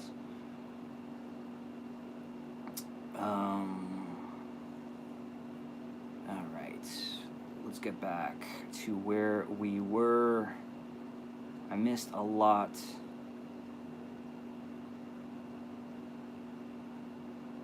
I have live chat on.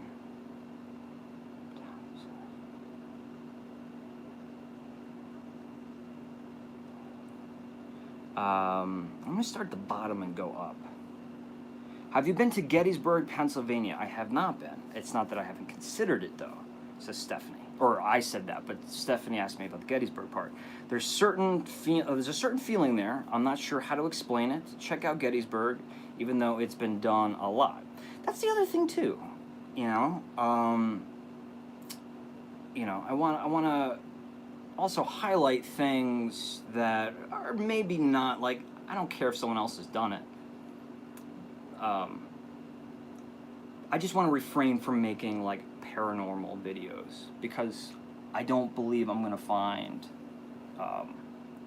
even if there are paranormal activity, I don't believe I'm going to be quick enough, or whatever you want to call it, to capture it. But the feeling and the mood I can capture. Midnight Cord Maze, says Nancy. That's a great idea. So haunted attractions, haunted houses, haunted hay rides, outdoor Halloween festivals. I did the Blaze last year. But why haven't I done more outdoor? I talked to the owner of Sleepy Hollow hay rides, and I don't, is it Kingston, New York? I'm not sure. There's so many possibilities. A guy that I admire, Kevin McCurdy from Poughkeepsie, New York, has something called Kevin McCurdy's Haunted Mansion. And although it doesn't sound like an original name, he's been doing this for like 35 years. He started when he was 18 years old. And he's known throughout the haunt industry for being kind of like the Walt Disney of the haunts, and he's just really has been doing it the longest, and so why don't I go there? The problem with a lot of these places is filming in the dark. It's just impossible. So one, filming in the dark. Two, a lot of these places do not want you to document it, because if you document the experience, people don't want to go, right? If you document a hayride, people can just watch the hayride instead of actually paying and paying the ticket and going. So there always has to be a twist. Like, I go, don't film the actual attraction, but somehow share the experience in some way. Kind of like what I did with the Rockettes. I couldn't film the Christmas Spectacular, but I took you guys inside. I wish I could have done more. I wish I could have got that interview with like the Rockette and stuff. But I share the experience, but I can't really share the actual attraction. So the corn maze kind of is the same thing. Corn maze might be a little bit easier because there's daytime corn mazes. I did one last year at Maynard's Farm, and that was part of the footage that got lost. Isn't there a big haunted house in Delaware, Lisa? I think the one I know is Frightland, and it used to be owned, I couldn't think of the gentleman's name, but by a close friend of my brother's, Avon, way back when. And I asked my brother recently if Avon still owns Frightland, and he doesn't. So Frightland is it Newcastle, Delaware? But he doesn't own it anymore, so I mean, he wouldn't remember me anyway, because I think I went when I was like 13, but I don't have any connection. So I will certainly, I'm looking for a place to go. And Frightland definitely seems like a good one, because in the day, it was one of the better parks. Spooky World in Berlin, Massachusetts will always stand to me as the prime example of the best independently owned Halloween park, but one in Berlin, not in New Hampshire. Not that there's anything wrong with New Hampshire, the one in New Hampshire, or when it moved to Foxborough, but the good old days in Berlin, it was just really special. Elvira would just be walking around. Bobby Boris Pickett, who sang the Monster Mash. Alice Cooper. I met Alice Cooper at Spooky World. I mean, this was the kind of stuff that was happening because there was nothing like it back in those days. It was a haunted theme park that was independently owned, and Kane Hodder, guy who played Jason, Robert Englund, Freddy Krueger. I met Linda Blair, that she signed a Ouija board that's right up on my shelf here. I met her. Tom Savini, the makeup artist. At the time when I was a young kid, he was my personal hero. I met Tom Savini, met Alice Cooper, Elvira, Bobby Boris Pickett. I met Tiny Tim. Tippy-toe through the garden. I didn't even know who he was when I was a kid. And there's some very sad videos on YouTube. I'm laughing because I don't want to make it look. I was really bummed out when I found them. The original location just kind of sitting there decaying. All of the facades, the hayride's still there, and it's just all rotting away. The original location. I couldn't even watch the video. We're not worthy. I wasn't worthy, Angie. I wasn't, because I was a young kid. I wasn't. I knew. I'm like, there's the guy from Wayne's World. I think that's what I said. No, I knew more about him than that. But not really his catalog of music. But yeah, talk about super cool guy. Several other folks I met too that have passed away since that I met at Spooky World. But that's what made them different. They got like really cool people to come so you could meet. They always had good stage acts, performances. So when you're waiting in line, it doesn't really feel like you're waiting in line. You know, it felt more like you were at like a festival, and while you were watching the performers on stage, you were progressively getting closer and closer to getting on the hayride, which would take you immediately to the haunted houses, which would take you into the coolest, biggest, most nostalgic not quite the 80s, but mid-90s gift shop of Halloween costumes and masks. It was so much fun. Concessions and dark rides, carnival rides. And I think the price of admission was like $18 for about 6 hours of entertainment. And you could, like I said, you could meet all those people.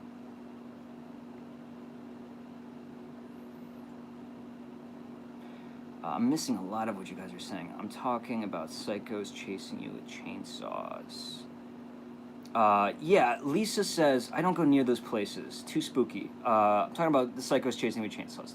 Sadly, that's what the industry has become. Let me just go out, just say this real quick. If there's anybody out there who works for a haunted house, a haunt, as the industry has become, it really, people didn't even know it was an industry until about 10 years ago. I want to look at everyone in the face who owns one of these places, and I want to tell them, people don't want to be scared. Now you're going to be like, whoa, Shane, what are you talking about? People are paying to be scared. People don't want to be scared. Lisa doesn't want to be chased with a chainsaw by a teenager in sneakers, right? That's not why she paid the money to go in. People want that feeling of something's going to happen. And then, ooh, something's kind of spooky happened, but then they laugh. They're enjoying the company of the people they're with. When you go into the Haunted Mansion at Disneyland, no matter what age you are, when you go into the Haunted Mansion at Disneyland, there's always that slightly, that ominous feeling like something bad and scary is going to happen. But even a young child, most of them anyway, everyone leaves the Haunted Mansion laughing in hysterics, talking about, that scared me, and oh, look, did you see Mom's reaction to that? That was so cool. It's supposed to be fun. You're supposed to laugh. You're not, the objective is not to terrify people. Please stop with the guts, stop with the gore, stop with the excessive chainsaws. If you're gonna do guts and gore, do it in a Mickey Mouse, fun kind of way.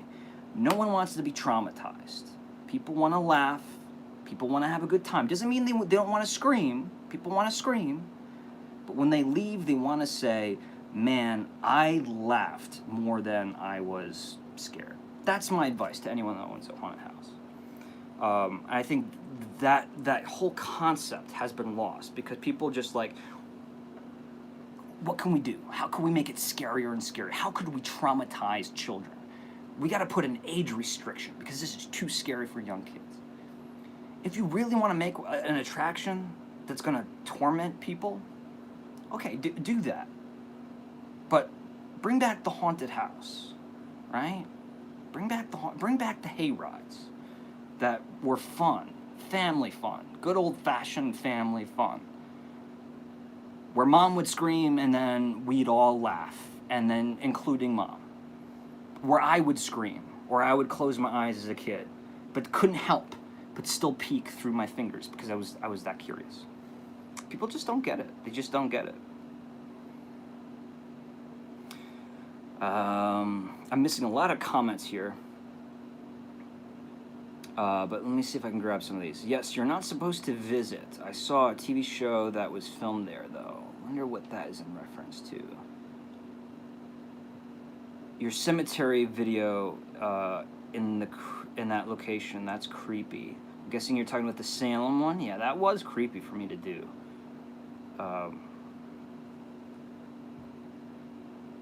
I like locations versus attractions, like haunted locations or abandoned locations. As far as abandoned locations, I won't break the law. I will not trespass. But if I'm granted access, I would do an abandoned video. I'm not gonna trespass. I watch some of these videos and it's terrible. I mean, some of the stuff is terrible. But I understand your attraction to them, Mark. Adam the Woo did a lot of abandoned videos, and guess what? He was banned from Disneyland or Disney World for how many years. And by the grace of Disney, the Disney company, they allowed him to go back. And I think that changed his attitude. Black Forest, Maryland, Blair Witch Project. So Burkittsville, Maryland. That has always been in the back of my mind. A Blair Witch Project idea. What is the idea, though? Nothing. There is no real history, is there? The house, excuse me, in the end of the film, was burned down by fans. Same thing with, I think it was burned down or tore down. Same thing with the Evil Dead house in Tennessee. It burned down. I don't think it was burned down by fans, but it's not there any longer.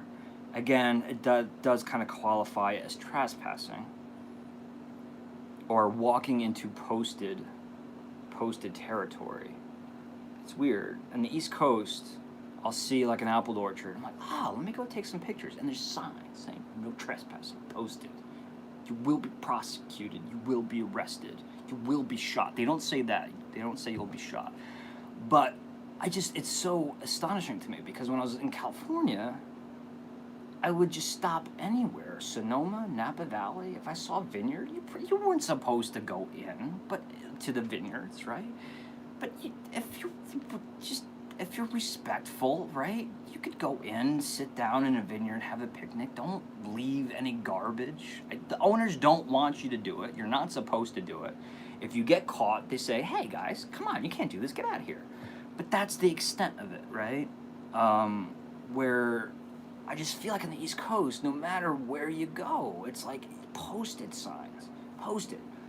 Big signs. I was going to go to this farm the other day. The big sign said, stop, turn around, leave. No trespassing. I get it. But what's happening on these properties that make people so deathly afraid?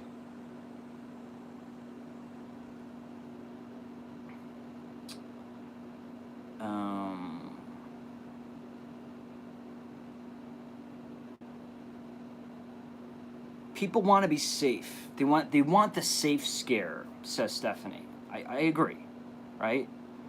One of the things, my brother was in the haunt industry for the longest time, and one of the things he just always have to say, even when we were kids, like teenagers, we did non-for-profit in our small town haunted houses that were really cool. They were really more like walkabout stage performances. We actually got local actors to be a part of it. And, the first thing you always have to say is, nobody's going to touch you. And, just because that's everyone's concern is I just don't want to be, I don't want to be touched. I don't know who these people are. And you really have to be very careful with that because sometimes it's easy to just brush into someone by accident. But that is not, especially in today's day and age, it is just not. It's just very scary, almost to the point where I feel like, do you have to have like actors about in the haunted house? Like, can't they be behind a wall or something? Like, I don't think you need those people jumping out, scaring you, chasing you. I don't think anyone really wants that anyway. I don't think anyone ever did.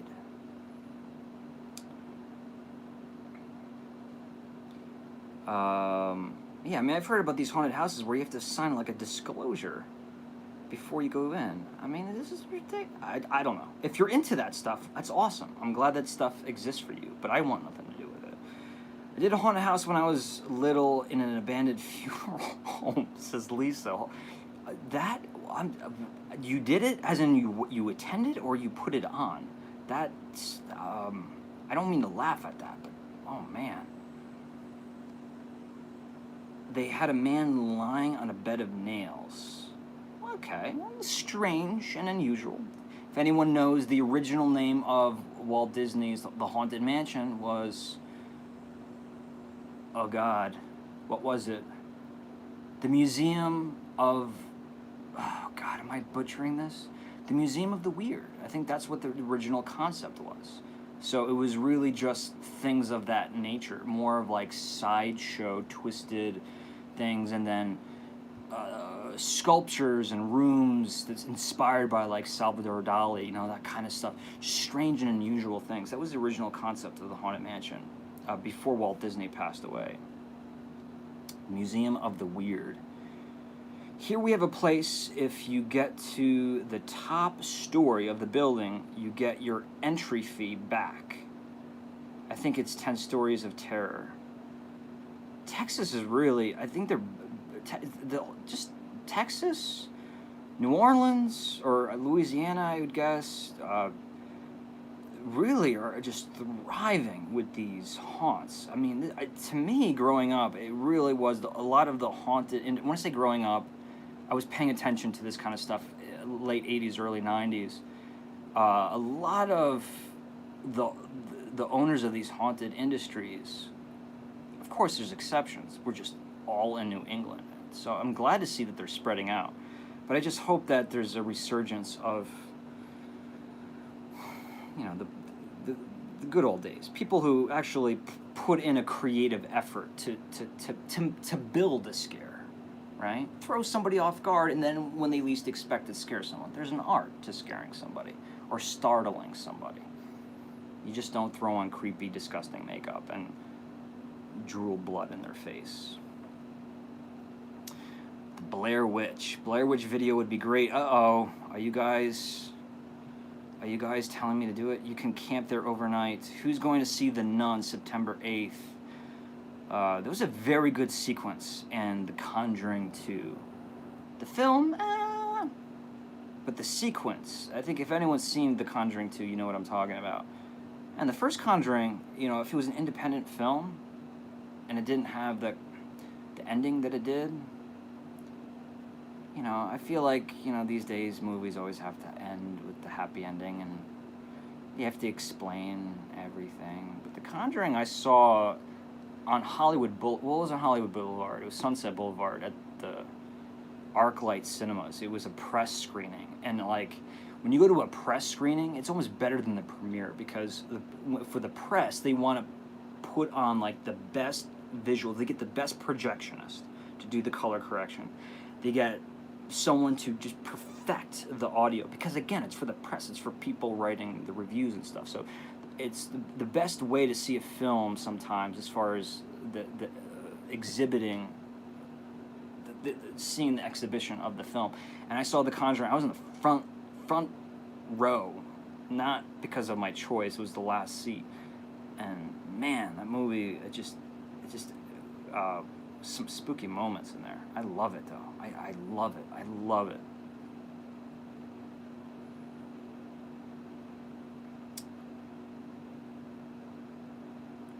Haunted kayak rides. Awesome. Where are we at as far as time? We're at 122 minutes. I do want to get through some of these comments, oddities. Sometimes just the noises are scary enough. Yes. That is true. Oh man, I went to Salvador Dali's museum in Spain. That place was scary without trying to be. I can imagine. I've seen some of his film work.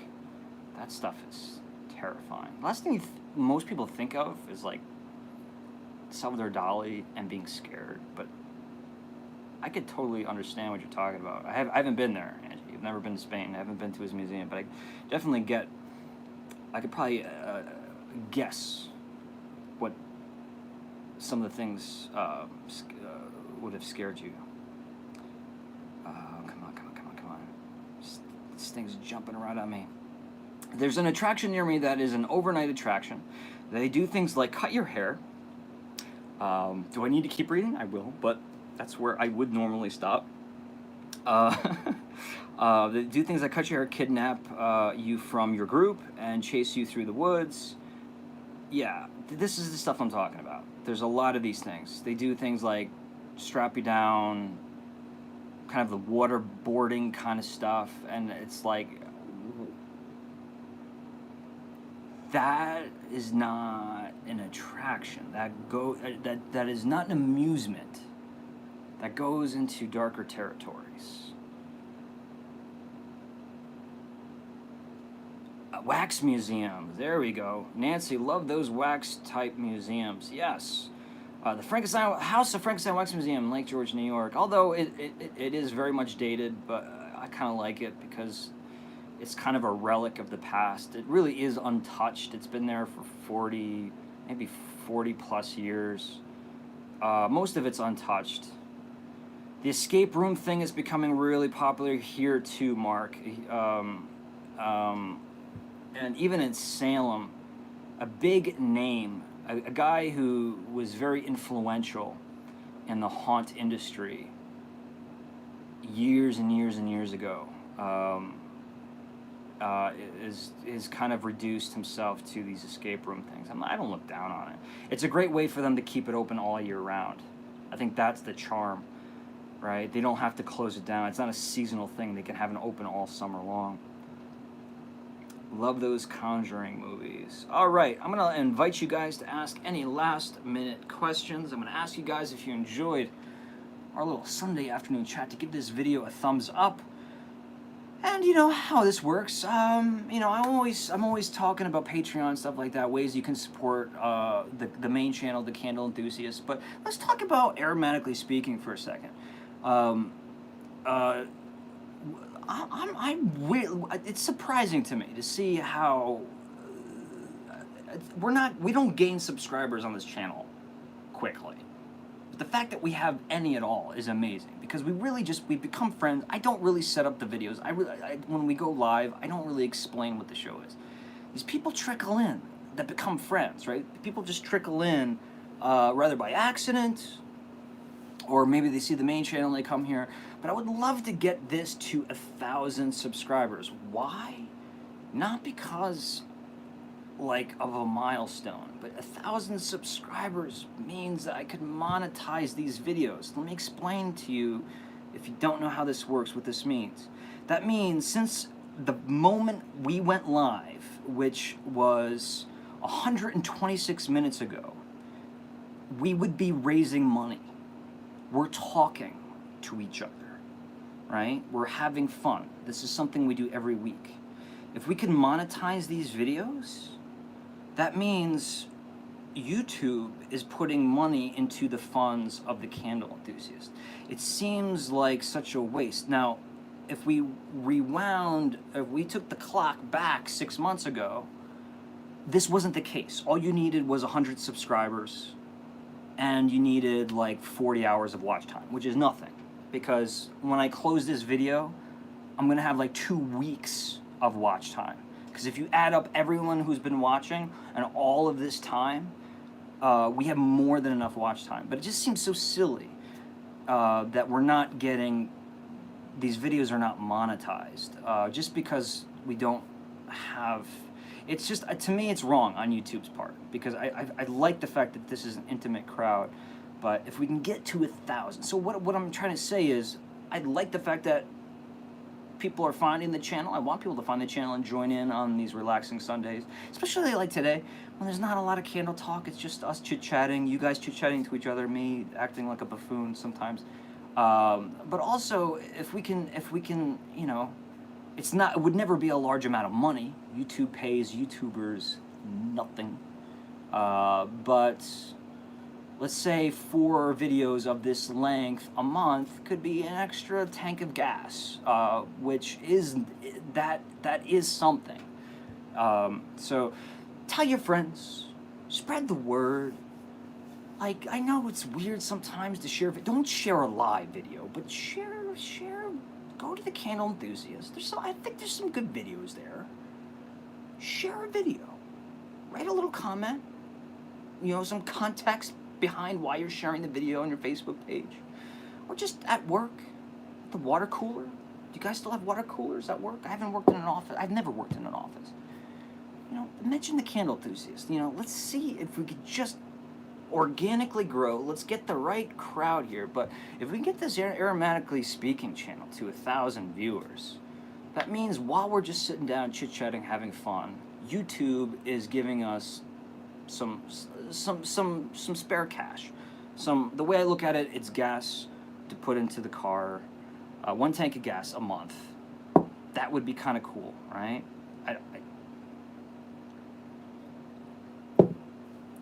we just missed the window of opportunity about 6 months ago. I think I was about a week late.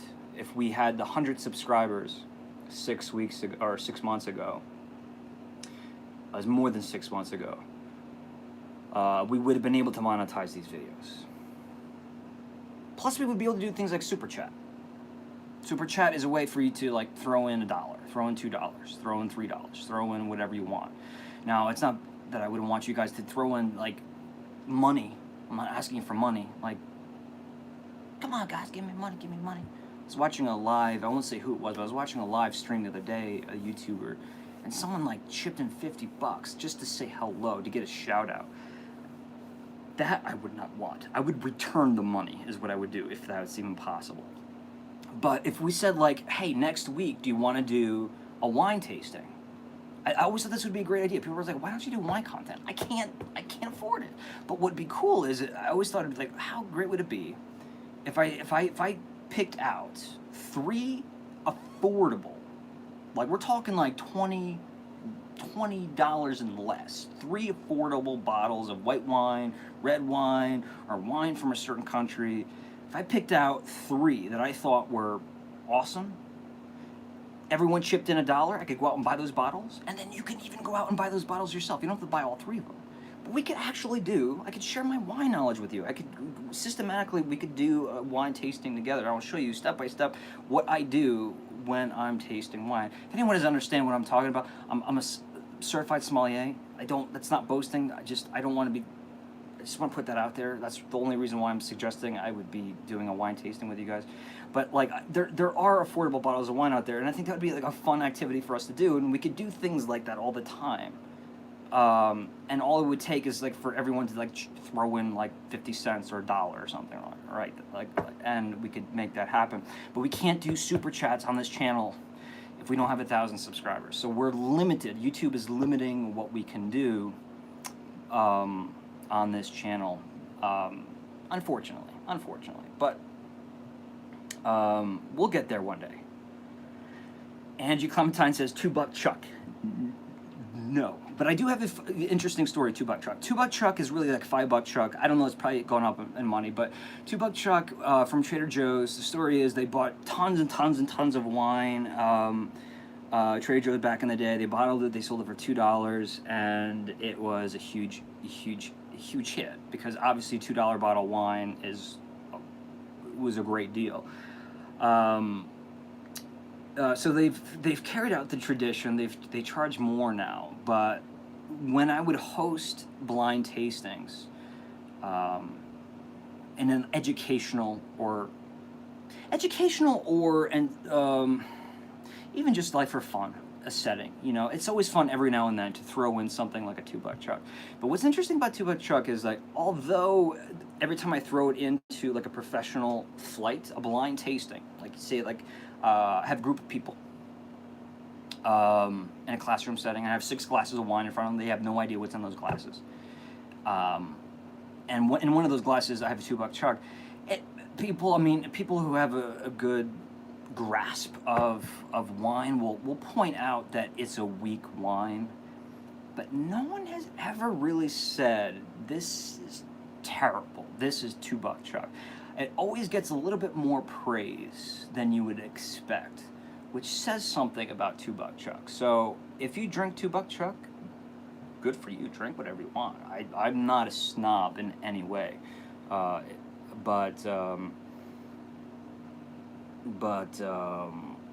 it's just funny how people will like slam it and make so much fun of it, and in a blind tasting situation, it never really gets slammed. I mean, people will say that it's not great, but it'll never get terrible. So my favorite wine is still Boone's Farm Strawberry Hill. Hey, if it does it, go for it. If it does it for you, honestly, I mean it.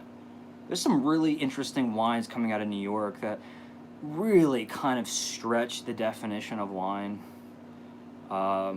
If they were in other states, in California, some wines can't even be called wine because they don't even fall into the classification of wine. What is it? Stella Rosa? We familiar? it's not called wine. It's called partially fermented grape must. Yeah, try to wrap your head around that. Partially fermented grape must. They can't even legally call it wine. It's like in California, you'll see people, there's stricter laws in California with this stuff. You won't see ice cream on like something like a grocery store ice cream. You'll see frozen dairy dessert treat, but nowhere in the box does it say ice cream, because it's just made with milk solids. It's not ice cream. Yeah, the state has a liquor monopoly here in PA. Some grocery stores are allowed. Yeah, so you can't. So Pennsylvania, trust me, working in the wine industry, getting wine to folks in Pennsylvania is just so complicated. And trust me, both my parents are from Pennsylvania, so just like getting, and I think a few other, I'm forgetting the states now that fall into this category, but getting alcoholic beverages, just like a 6-pack of beer, right? Becomes complicated. Where in California you can buy a bottle of beer, or you can buy like a gallon of vodka at the grocery store, but you can't buy beer at a gas station, I don't think, if I'm remembering correctly.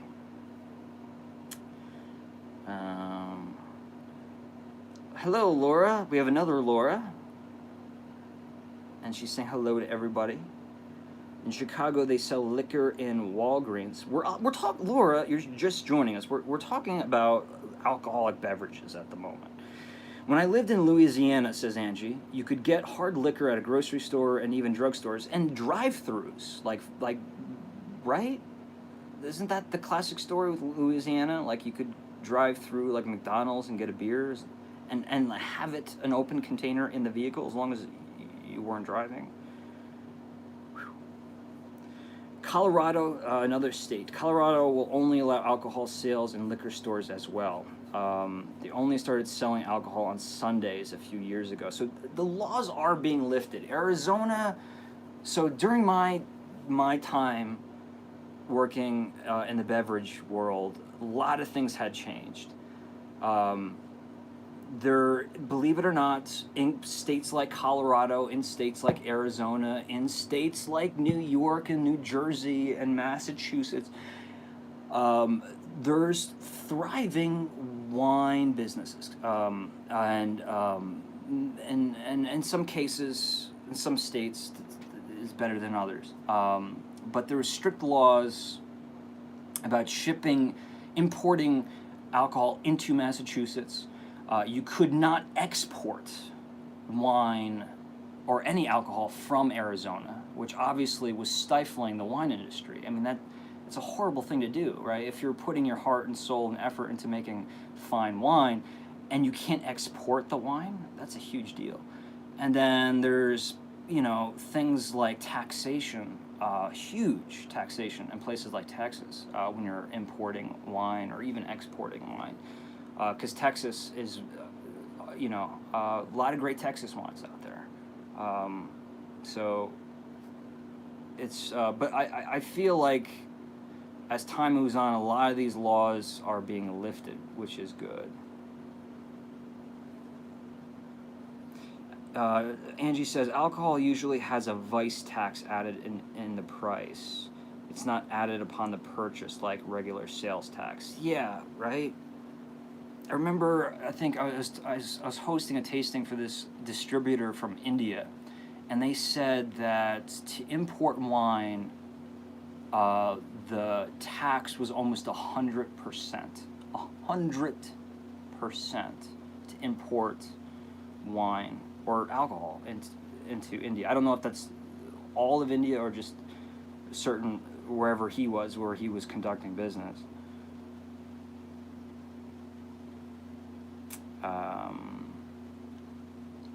But in New York, nothing in grocery stores. And wine and liquor has to be picked up at a wine and liquor store. And it's a difference between like a beer distributor too. So it's all going to be based on ABV, alcohol by volume. If you're above 6% alcohol, you need a completely different license.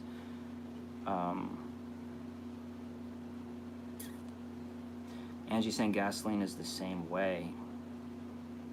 That's out of my... Oh, Amanda from Sweden. In Sweden, we have a state monopoly on wine, spirits, and stronger beers. So I'm guessing like ales and lambics and stuff like that. Spirits and strong beers. So manufacturers can only sell through the state stores or to bars and pubs. That might be... Is that the same way in Canada too? I think Canada might be... This might be something similar like that in Canada. I'm forgetting all of this. The repeal of prohibition, 21st Amendment. Which year? Can anyone tell me the year? Repeal of prohibition.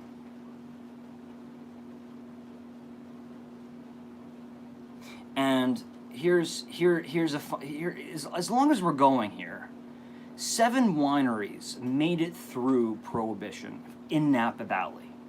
In Napa Valley, 7 wineries made it through prohibition. How is that possible? Can anybody answer that question? If anyone can answer that question, huge high five. But yeah, during prohibition, because pre-prohibition, Napa Valley, a lot of people don't know this. This was a hot place for wine, and we're not talking about like a couple of years. We're talking about amazing advances in this genealogy of the science of planting vines, producing grapes, and making wine. Huge advances. They dealt with a lot of things in the vineyards that, by today's standard, even still feel like how did they figure it all out back then? But during Prohibition, all of the vineyards in Napa Valley, most of them, just about everything, had to be ripped up, and other fruit farms were planted, cattle was brought in, nut farms, walnut's a big one. So there were 7 that made it through. How is that possible? Did they make grape juice? They did make grape juice, but they were fermenting it. So how? Communion wine, Nancy. I think she's the first, right? Did anyone else say it? So if the wine was being made for sacramental purposes, meaning if it was being made for the church, the production of the wine could continue. So that's why when you go to Napa Valley and you'll see these like old monastery-looking, huge, they call them gravity flow wineries. They would hike the grapes to the top floor, and each level of the winery, it would go down, and it would be another step. It would be crushed, juiced, fermented, barreled, aged, and then it would be carted away off on train by the time it got to the bottom. And in fact, the Culinary Institute of America in Napa, where I spent a long time, it's called Greystone. It is the Christian Brothers' old gravity flow winery. So you walk through, where school, and you're essentially walking through, a winery that's 150, maybe even more than 150 years old.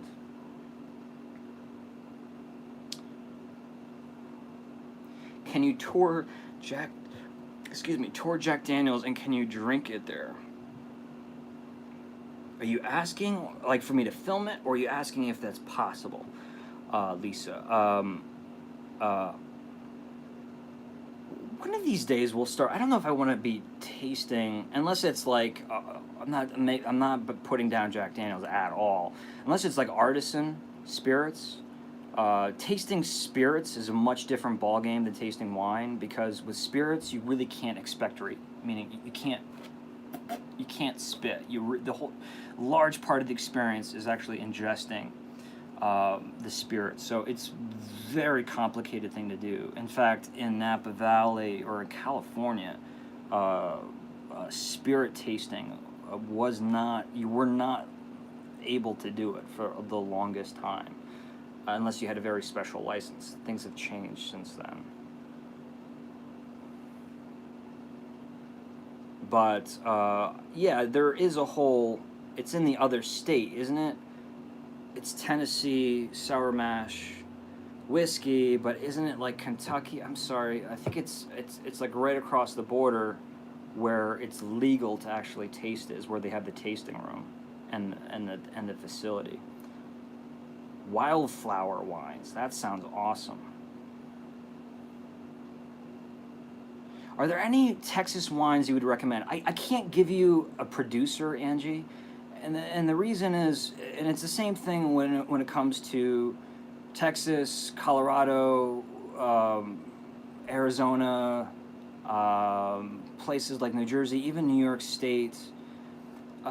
These places have the capability of creating amazing wines, but it's going to be completely dictated on Mother Nature, the year, right? When you're making wine, you have two options.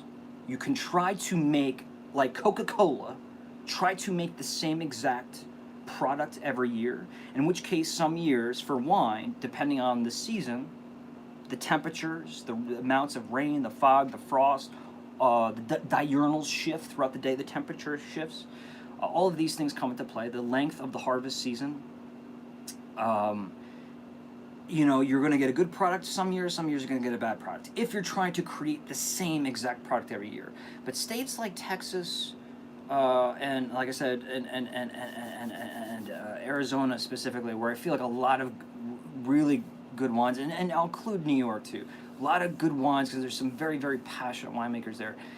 I feel like the better option for them is to, instead of trying to make the same product every year, take the grapes that they have, take what the year, the season, what Mother Nature has given them, take those grapes and make the best beverage out of that as possible, which might mean some years it'll taste completely different. Some years you might like it, some years you might love it. It might be up your alley, some years it might not. Some years it might be 11% alcohol, some years it might be like 15.5 if it's a really hot year. As far as names, I really, nothing is, nothing, I can't remember. Of course, there's places that a lot of my friends work for or used to work for in Texas, and I can't remember any producers' names.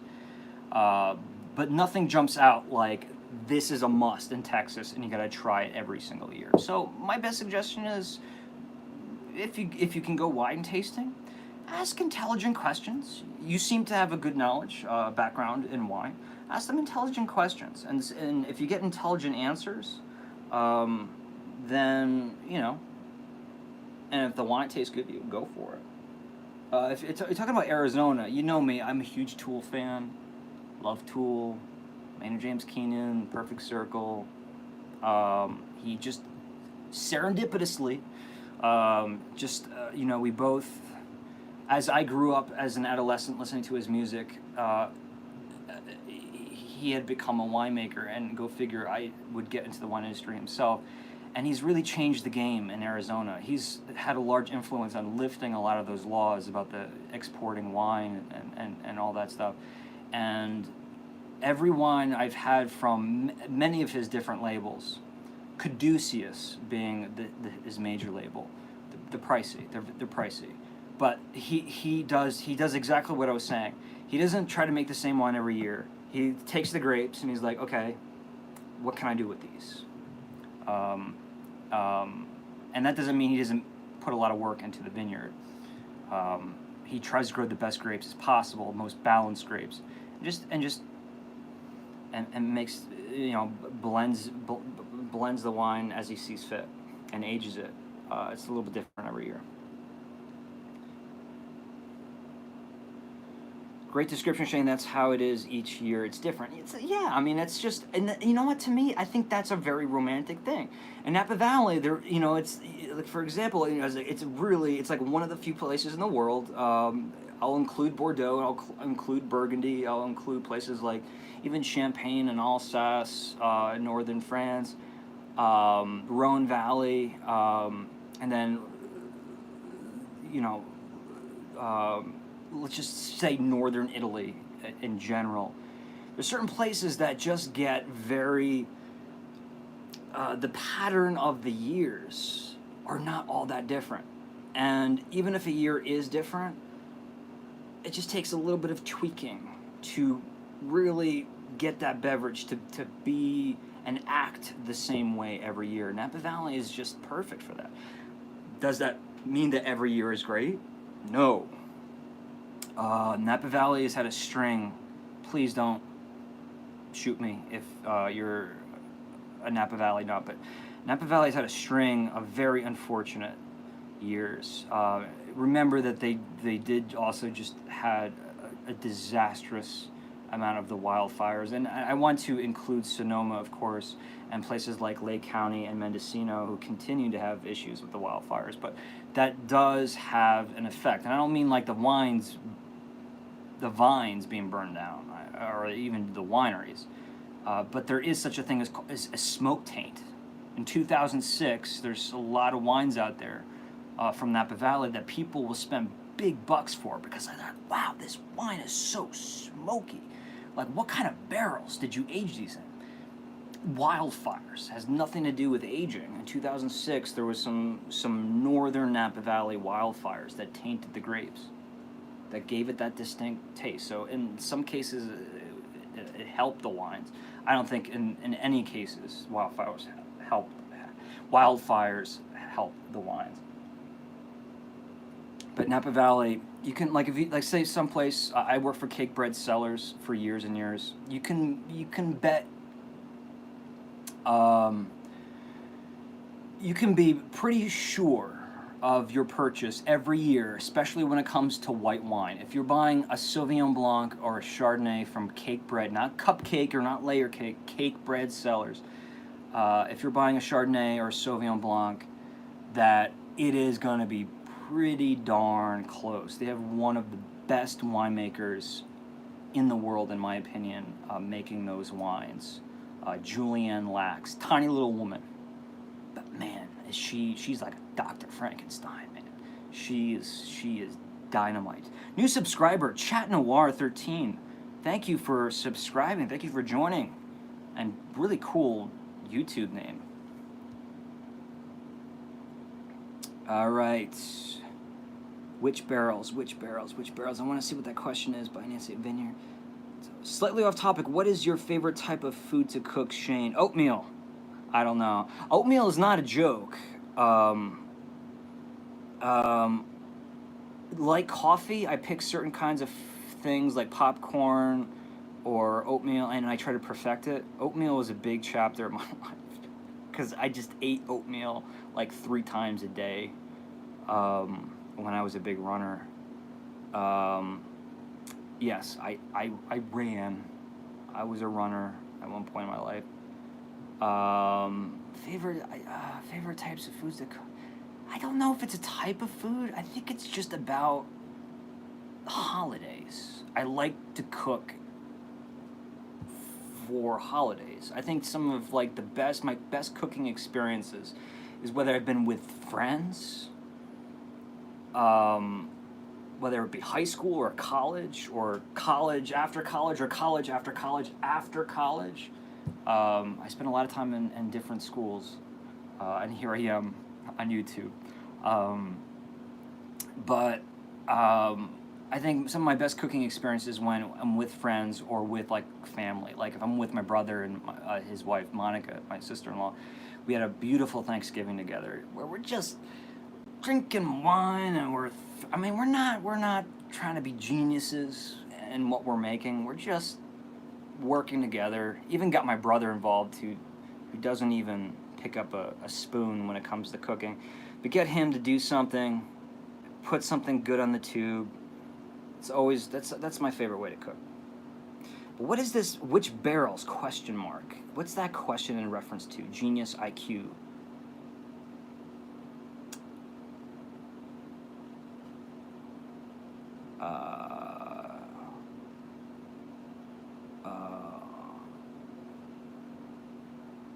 I'm trying to track back that question. He goes, "Oh, north. Which barrels?" I don't know if I can answer that question because I'm not quite sure if I get it. Shane, have you made wine? I've made my own wine. in the kitchen. But it was actually really good. I made a case of wine out of Napa, really good Napa Valley Cabernet. There's something that happens in vineyards all over the world. Well, not all over the world, but in areas where they're making fine wine. And this goes with any fruit. They drop fruit. The less fruit a vine bears, the more attention that vine goes into producing higher quality fruit. So they'll purposely just go through the vineyards and it's called drop fruit. They just cut it off the vines and they just leave it there on the ground. Now at this point, that fruit is not at perfect ripeness. The Brix level is the level of sugar, is not quite right. So you got to do a lot of like test tube science stuff. But with drop fruits, if you get permission, you can just pick this stuff up and just add some berries that have an enormous amount of fruit to get that sugar level to where you need it to be. So that's kind of what I did. I made 100% Saint Helena Cabernet Sauvignon Rosé.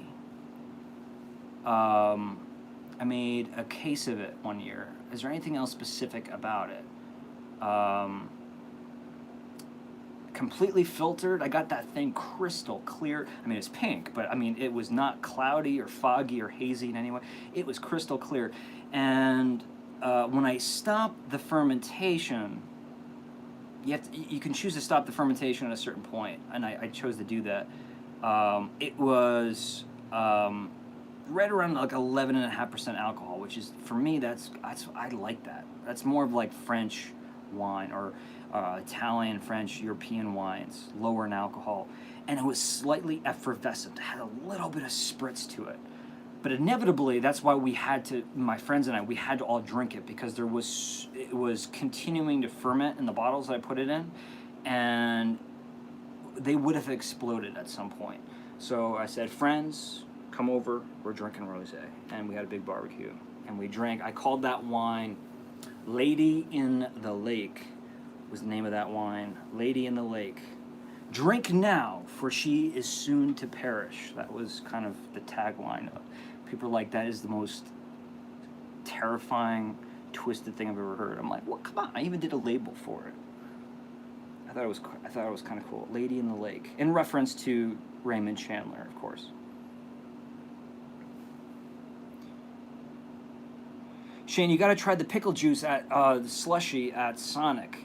That is a good idea, Angie. Actually, there's a Sonic not too far away if it hasn't closed. Maybe I'll do that. I eat oatmeal and run too, says Laura. Yeah, it's like the perfect fuel. That, avocado, and salmon. Oatmeal, almonds, flaxseed, touch of brown sugar, raisins. Oh, sounds great to me. You know what I do? I use a little bit of oat bran. Oat bran, man, does that stuff fill you up. And it is loaded with soluble fiber. So it just keeps you full for so long, and it's just loaded with nutrients. Well, not really. It's actually loaded with no nutrients. But what I'm saying is you can get a good amount of nutrients in your body from things like those raisins without overdoing it, because the oat bran fills you up really quick. Costa, what's up, Shane? I live about 2 hours away from Yankee Village. Do you think it's worth to drive this year for the Magic and Moonlight Ball, or just stay local? Last year had more to look forward to. You know, that's going to be up to you. It's a good point. I don't know. Do I think there's going to be a line out the door this year? No. Do I think that the excitement of the good old days of people like running in with the shopping carts and picking up all the Boney Bunches, like, is going to have that vibe this year? No. Why? Because they're already leaking. You can buy them. I'm not going to say where just for the sake of it, but if you put a little research in, you'll find that other non-Yankee Candle retailers have put out a lot of the products already, just like last year, just like the year before. It really kills the excitement, and I just think that if anyone's really frustrated with Yankee Candle this year for Halloween, this is my best suggestion. Just hope for the best. They are going through extreme growing pains right now. And, for years I try to stay positive about it, that they would get through these growing pains. I don't know if they'll ever make it to the other side. But I'm very hopeful. But I think this year, the lack of Halloween, when I say growing pains, I just mean that there's no CEO of Yankee Candle. I'm going to extend this pause a little bit longer, and I'm going to repeat what I just said, because it bears repeating. There is no CEO of Yankee Candle. There was a day, we had a gentleman by the name of Harlan, and he was the heartbeat of Yankee Candle. He wasn't the creator, that would be Michael Kittredge, but he was the heartbeat of Yankee Candle. And I truly, I think he was a testament to how a big company can be yet still so personal, because he added that human touch to it. And now that Yankee Candle has just been consumed by the larger fish or whale in this scenario, they're going through some growing pains, and this Halloween is definitely, I think we're seeing some suffering. But that doesn't mean that next year we won't see something bigger and grander and epic or different in an exciting way. Things have to grow. Things have to change. Things have to progress. That's just the name of the game. I don't know. We'll see. And as far as going to Yankee Candle Village, that's got to be your call. I mean, I don't know. I don't think you'll be horribly sorry if you don't go. But I think if you go, I think you'll be happy that you did. If that's a good answer. Amanda says, fermented food is also one of those things that I experiment with. So like kimchi, sauerkraut, soy sauce. I have a batch of homemade daikon, white radish, kimchi in my fridge. Very good. Yes, that's so healthy, right? Get those bacteria cultures in your gut. I need some good bacteria cultures in my gut right now. That's what I need. Fermented foods are the bomb. They are. Although soy sauce, I would recommend just going and buying a bottle. The process of making soy sauce is just it's time consuming, considering you can buy a pretty darn good bottle of soy sauce for a small amount of money.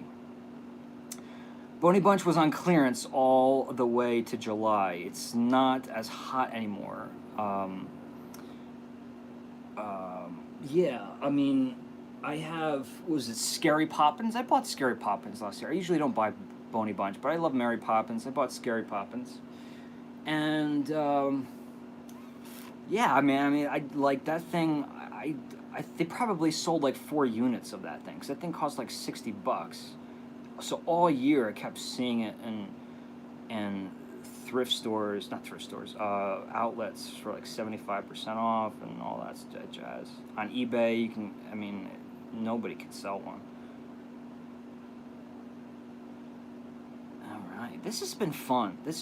Guys, this was really, this week, even though I didn't put out a lot of videos, I spent a lot of time behind the computer, and like I said, I'm really trying to prepare myself to get ready for all the traveling I'm going to be doing. I don't mean like packing my bags. I mean just getting my life in order, so that I can really focus on bringing you some great content. So I think I thank you guys all the time, but I want to just like say thank you for today. I really needed just a chill day. No candle talk for right now, just hanging out with some friends, some good people, incredibly friendly. We had 3 thumbs downs, so some sour people in the house, but that but if we did have any trolls, I didn't see it. So those enforcing the law here on Aromatically Speaking, those of you with the little wrench badge, thank you for patrolling, keeping this a positive, safe place for everybody. That's all I could ever ask for. But you know what I'm gonna do? I gotta go edit. I gotta edit. I did a super fun candle. Is it still burning? It's still burning. It's right there. You see that? It's by a candle company called Spiral Light Candles. SpiralLightCandles.com. Look it up. I showed. Remember, Eric? I said I was almost lit it, and you're saying like, wow, oh my God, you guys are so excited you didn't light it. Well, I finally lit it. I did a time lapse video. Super entertaining. Like this is the. I mean, this is fun stuff. This is not a plug. This is not sponsored. I'm not being paid to say this. I'm not really quite sure of the price point, but I had fun burning that last night, and it was great because I finally do a time lapse. I never have a good excuse to do a time lapse, and I did one last night, and it's essentially 2 candles in one. It smells great. It's got a cotton wick and a wooden wick. Like I said, I don't know what the price point is, but SpiralLightCandles.com. Check them out. I think Todd is the proprietor. Let him know that I sent you. Again, that helps me out, but definitely something interactive and fun to do. A little bit different candle experience. And that thing's been going for hours and hours and hours. Everyone have a great afternoon. Thank you for joining in for 166 minutes and 36 seconds. I will be seeing you guys soon. Angie, I will be doing spontaneous lives. I promised you that. We will get to that. A few videos, hopefully, before the big next weekend. I'll give you guys notice. Make sure you go to the Facebook group and request to join. It's going to keep you guys posted, but I will be doing a live at the main event at Yankee Candle Village, the Moonlight Magic Ball Party, whatever they're calling it this year. I will be doing a live. May even be a little bit early, so this way you can see some stuff before the big shopping day on Saturday. So keep your eyes open for that, and other fun stuff down the path. Thank you guys again so much. I will be seeing you folks soon. But until then, be good and have a fantastic Sunday evening. Thanks, guys. Have a good one. Bye-bye.